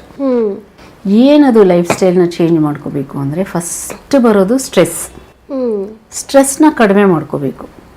ಅಂದರೆ ಎಲ್ಲದಕ್ಕೂ ಟೆನ್ಷನ್ ಮಾಡ್ಕೊಳ್ಳೋದು ಅಂಥ ನೇಚರ್ ಇರೋರಿಗೆ ಸ್ವಲ್ಪ ಅದನ್ನು ಬಿಟ್ಬಿಡಿ. ಆಗಬೇಕಾಗಿರೋದು ಹಾಗೆ ಆಗುತ್ತೆ, ಇಲ್ಲದೆ ಇರೋದಿರಲ್ಲ, ಅಂಥದಕ್ಕೆ ಸುಮ್ಮನೆ ಟೆನ್ಷನ್ ಮಾಡ್ಕೊಳ್ಳೋ ಅಗತ್ಯ ಇರಲ್ಲ. ಸೊ ಸ್ಟ್ರೆಸ್ ಕಡಿಮೆ ಮಾಡ್ಕೋಬೇಕು. ಎರಡನೇದು ಡಯಟ್. ಬರೀ ಫಾಸ್ಟ್ ಫುಡ್ಡು, ಡ್ರಿಂಕ್ಸ್, ಏರಿಟೆಡ್ ಡ್ರಿಂಕ್ಸ್ ಎಲ್ಲ ಬರುತ್ತಲ್ಲ, ಅಂಥದ್ದೆಲ್ಲ ಕುಡ್ಕೊಂಡು ಮಾಡಿಕೊಂಡು ಏನೇನೋ ಅಡಿಟಿವ್ಸ್ ಹಾಕಿರೋವಂಥ ಫುಡ್ಡೆಲ್ಲ, ಕ್ಯಾನ್ಡ್ ಫುಡ್ಡು, ಟಿನ್ ಬರುತ್ತಲ್ಲ, ಅದೆಲ್ಲ ತೊಗೊಳ್ಳೋದು ಬದಲು ನ್ಯಾಚುರಲ್ ಫ್ರೂಟ್ಸು, ವೆಜಿಟೇಬಲ್ಸು, ಮನೆ ಊಟ ಇಂಥದ್ದನ್ನು ಜಾಸ್ತಿ ಮಾಡಿ ಮಕ್ಳಿಗೂ ಅದನ್ನೇ ಹೇಳ್ಕೊಡಿ ಅಂತ ಹೇಳಬೇಕು. ಬ್ಯಾಲೆನ್ಸ್ ಡಯಟ್ ಅಂದರೆ ಏನು? ಬಾಡಿಗೆ ಇಷ್ಟು ಪರ್ಟಿಕ್ಯುಲರ್ ಕ್ಯಾಲರೀಸ್ ಬೇಕು, ಅದರಲ್ಲಿ ಏನೇನು ಇರಬೇಕು? ಕಾರ್ಬೋಹೈಡ್ರೇಟ್ಸ್ ಇರಬೇಕು, ಫ್ಯಾಟು ಇರಬೇಕು, ಪ್ರೋಟೀನ್ಸ್ ಇರಬೇಕು, ಮಿನರಲ್ಸು, ವಿಟಮಿನ್ಸು ಎಲ್ಲ. ಮ್ಯಾಕ್ರೋನ್ಯೂಟ್ರಿಯನ್ಸ್ ಅನ್ನೋದು ದೊಡ್ಡ ಕ್ವಾಂಟಿಟಿಲಿ ತೊಗೊಳ್ಳೋದು, ಅಂದರೆ ಅಕ್ಕಿ, ಪ್ರೋಟೀನ್ಸು, ಇದು ಕಾರ್ಬೋಹೈಡ್ರೇಟ್ಸು. ಇದು ಮೈಕ್ರೋನ್ಯೂಟ್ರಿಯನ್ಸ್ ಅಂದರೆ ವಿಟಮಿನ್ಸು, ಮಿನರಲ್ಸು ಇಂಥದ್ದೆಲ್ಲ ತೊಗೊಳ್ಳೋದು ಚಿಕ್ಕ ಚಿಕ್ಕ ಕ್ವಾಂಟಿಟಿಲಿ. ಸೊ ಇದೆಲ್ಲ ಒಂದು ಬ್ಯಾಲೆನ್ಸ್ಡಾಗಿ ಇರಬೇಕು, ಅಂಥ ಊಟ ಮಾಡಿ ಅಂತ ಹೇಳಬೇಕು. ಇದು 2 ಸಾಲದು. ಇನ್ನೂ ಒಂದು ಇಂಪಾರ್ಟೆಂಟ್ ಅಂದರೆ ಫಿಸಿಕಲ್ ಆ್ಯಕ್ಟಿವಿಟಿ. ಇವಾಗ ಈವನ್ ಸ್ಕೂಲ್ ಮಕ್ಕಳು ಕೂಡ ಲೇಸಿ. ಮುಂಚೆ ಎಲ್ಲ ನಾವು ಸ್ಕೂಲ್ಗೆಲ್ಲ ಹೋಗುವಾಗ ಎಷ್ಟೆಷ್ಟು ದೂರ ನಡ್ಕೊಂಡು ಹೋಗೋದು ಬರೋದೆಲ್ಲ ಮಾಡ್ತಾಯಿದ್ವಿ. ಈಗಿನ ಮಕ್ಕಳಿಗೆ ಕಾರಲ್ಲಿ ಬಿಡೋದು, ಅಲ್ಲಿ ಮನೆಯಿಂದ ಅಲ್ಲಿ ಹೋಗಿ ಅಲ್ಲಿಂದ ಬರೋದಷ್ಟೇ. ಅಲ್ಲಿ ಸ್ಕೂಲಲ್ಲಿ ಏನಾದರೂ PT ಇದು ಪೀರಿಯಡ್ನಲ್ಲಿ ಹೇಳ್ಕೊಟ್ರೆ ಅಷ್ಟೇ. ಅದು ಬಂದು ಮುಂಚೆ ಆದರೆ ರೋಡಲ್ಲಿ ಆಟ ಆಡೋದು ಅದೆಲ್ಲ ಇರೋದಲ್ವ. ಈಗ ಮನೆಗೆ ಬಂದ ತಕ್ಷಣ ಟಿ ವಿ, ಮೊಬೈಲ್, ಸೊ ಈ ಥರ ಮಾಡೋದ್ರಿಂದ ಆ್ಯಕ್ಟಿವಿಟಿ ಆ ಏಜಿಂದ ಕಡಿಮೆ ಆಗೋಯ್ತು. ಇನ್ನು ಬರ್ತಾ ಬರ್ತಾ ಅಂತೂ ಬೇಕೇ ಬೇಕು. ಮೆನೋಪಾಸ್ ಆದಮೇಲಂತೂ ತುಂಬ ಇಂಪಾರ್ಟೆಂಟ್ ಫಿಸಿಕಲ್ ಆ್ಯಕ್ಟಿವಿಟಿ. ಏನು ಅದೇನು ಸ್ಟ್ರೆನ್ಯಸ್ ಇರಬೇಕಾಗಿಲ್ಲ, ಜಸ್ಟ್ ವಾಕ್ ಮಾಡೋದು, ಇಲ್ಲ ಈಗ ಎಷ್ಟೊಂದು ಬರುತ್ತೆ ಜಿಮ್ಗಳು, ವೇಟ್ ಲಿಫ್ಟಿಂಗು, ಅದು ಯೋಗ ತುಂಬ ಒಳ್ಳೆಯದು. ಸೊ ಇದನ್ನೆಲ್ಲ ಒಂದು ಇಟ್ಕೋಬೇಕು. ಇದಕ್ಕೆ ಜೊತೆ ಸ್ವಲ್ಪ ಏನಾದರೂ ಮೈಂಡ್ ರಿಲ್ಯಾಕ್ಸೇಷನ್ಗೆ ಏನಾದರೂ ಹಾಬಿಗಳು ಇಟ್ಕೊಳ್ಳೋದು ಒಳ್ಳೆಯದು. ಆದಷ್ಟು ಎಲ್ಲರ ಹತ್ರ ಫ್ರೆಂಡ್ಲಿಯಾಗಿ ನಗ್ನಗ್ತಾ ಮಾತಾಡ್ಕೊಂಡಿದ್ರೆ ಸ್ಟ್ರೆಸ್ ಕಡಿಮೆ ಆಗುತ್ತೆ. ನನಗೆ ಮಾತಾಡ್ತಾ ಅನ್ನಿಸ್ತಾ ಇದೆ ತುಂಬಾ ತಿಳ್ಕೊಳ್ಳೋದಿದೆ ಅಂತ. ಅಂದರೆ ನಮ್ಗೆ ಹೆಣ್ಮಕ್ಳಿಗೆ ಒಂದು ಪ್ರಾಬ್ಲಮ್ ಅಂತ ಹೇಳೋಕ್ಕಾಗಲ್ಲ, ತುಂಬಾ ಪ್ರಾಬ್ಲಮ್ಸ್ ಇರುತ್ತೆ ನಮಗೆ. ಒಂದೊಂದು ಪ್ರಾಬ್ಲಮ್ಸನ್ನು ಕೇಳ್ತಾ ಹೋಗಬೇಕು ಅಂತ. ನನಗೆ ನಿಮ್ಮ ಜೊತೆ ಮಾತಾಡುವಾಗ ಹಾಗನ್ನಿಸ್ತದೆ, ನಾವು ಇನ್ನೂ ಒಂದ್ಸಲ ಕೂತ್ಕೊಂಡು ಮಾತಾಡೋಣ, ಮತ್ತು ಇನ್ನೂ ಜಾಸ್ತಿ ನನಗೂ ತಿಳ್ಕೊಳ್ಳೋದಿದೆ ತುಂಬಾ. ಈ ಪ್ರಾಬ್ಲಮ್ ಯಾಕಾಗ್ತಿದೆ, ಆ ಪ್ರಾಬ್ಲಮ್ ಯಾಕಾಗ್ತಿದೆ ಅಂತ ಎಲ್ಲ. ಸೊ ಮಾತಾಡೋಣ. ಇವತ್ತು ಮಾತಾಡಿದ್ದು ನಂಗೆ ತುಂಬಾ ಖುಷಿ ಆಯಿತು. ನಿಮ್ಮಿಂದ ತುಂಬಾ ಇನ್ಫಾರ್ಮೇಷನ್ ಸಿಕ್ತು ನನಗೆ ಪರ್ಸ್ನಲ್ ಆಗಿ. So thank you doctor, thank you. ನೀವು ತುಂಬಾ ಖುಷಿ ಆಯಿತು ನನಗೆ. Thank you so much. Thank you. ನಾನು ಡಾಕ್ಟರ್ ಚಂದ್ರಿಕಾ ಮುರಳೀಧರ್ ಅಂತ, ಕನ್ಸಲ್ಟೆಂಟ್ ಆಬ್ಸ್ಟೆಟ್ರಿಷಿಯನ್ ಆ್ಯಂಡ್ ಗೈನಕಾಲಜಿಸ್ಟ್. ನಾನು ನಮ್ಮದೇ ಆದಂತಹ ಜೂಪಿಟರ್ ಹಾಸ್ಪಿಟಲ್ಸ್ ಅಂತ ಒಂದು ಮಲ್ಲೇಶ್ವರಮಲ್ಲಿದೆ, ಇನ್ನೊಂದು ನೆಲಮಂಗಲ ಹೋಗೋ ರೂಟಲ್ಲಿದೆ. ಇಲ್ಲಿ ನಾನು ಕನ್ಸಲ್ಟೆಂಟ್ ಆಗಿದ್ದೀನಿ. ಈಗ ನಾನು ದಿವ್ಯಾ ಅವ್ರ ಜೊತೆ ಸುಮಾರು ವಿಷಯಗಳನ್ನು ಚರ್ಚೆ ಮಾಡಿದೆ. ನಿಮಗೆಲ್ಲ ಅದರಿಂದ ಉಪಯೋಗ ಆಗಿರ್ಬೋದು ಅಂತ ಅನ್ಕೋತೀನಿ. ಹೀಗೆ ಇನ್ನೂ ಹೆಚ್ಚು ವಿಷಯಗಳನ್ನು ಚರ್ಚೆ ಮಾಡೋಕ್ಕೆ ನಾನು ಇಷ್ಟಪಡ್ತೀನಿ. ಅದರಿಂದ ಖಂಡಿತ ನೀವೆಲ್ಲ ಅದರ ಉಪಯೋಗನ ಪಡ್ಕೊಳ್ಳಿ. ನೀವು ದಯವಿಟ್ಟು AD ಕ್ರಿಯೇಷನ್ಸ್ ಚಾನಲ್ಗೆ ಸಬ್ಸ್ಕ್ರೈಬ್ ಮಾಡಿ. Thank you.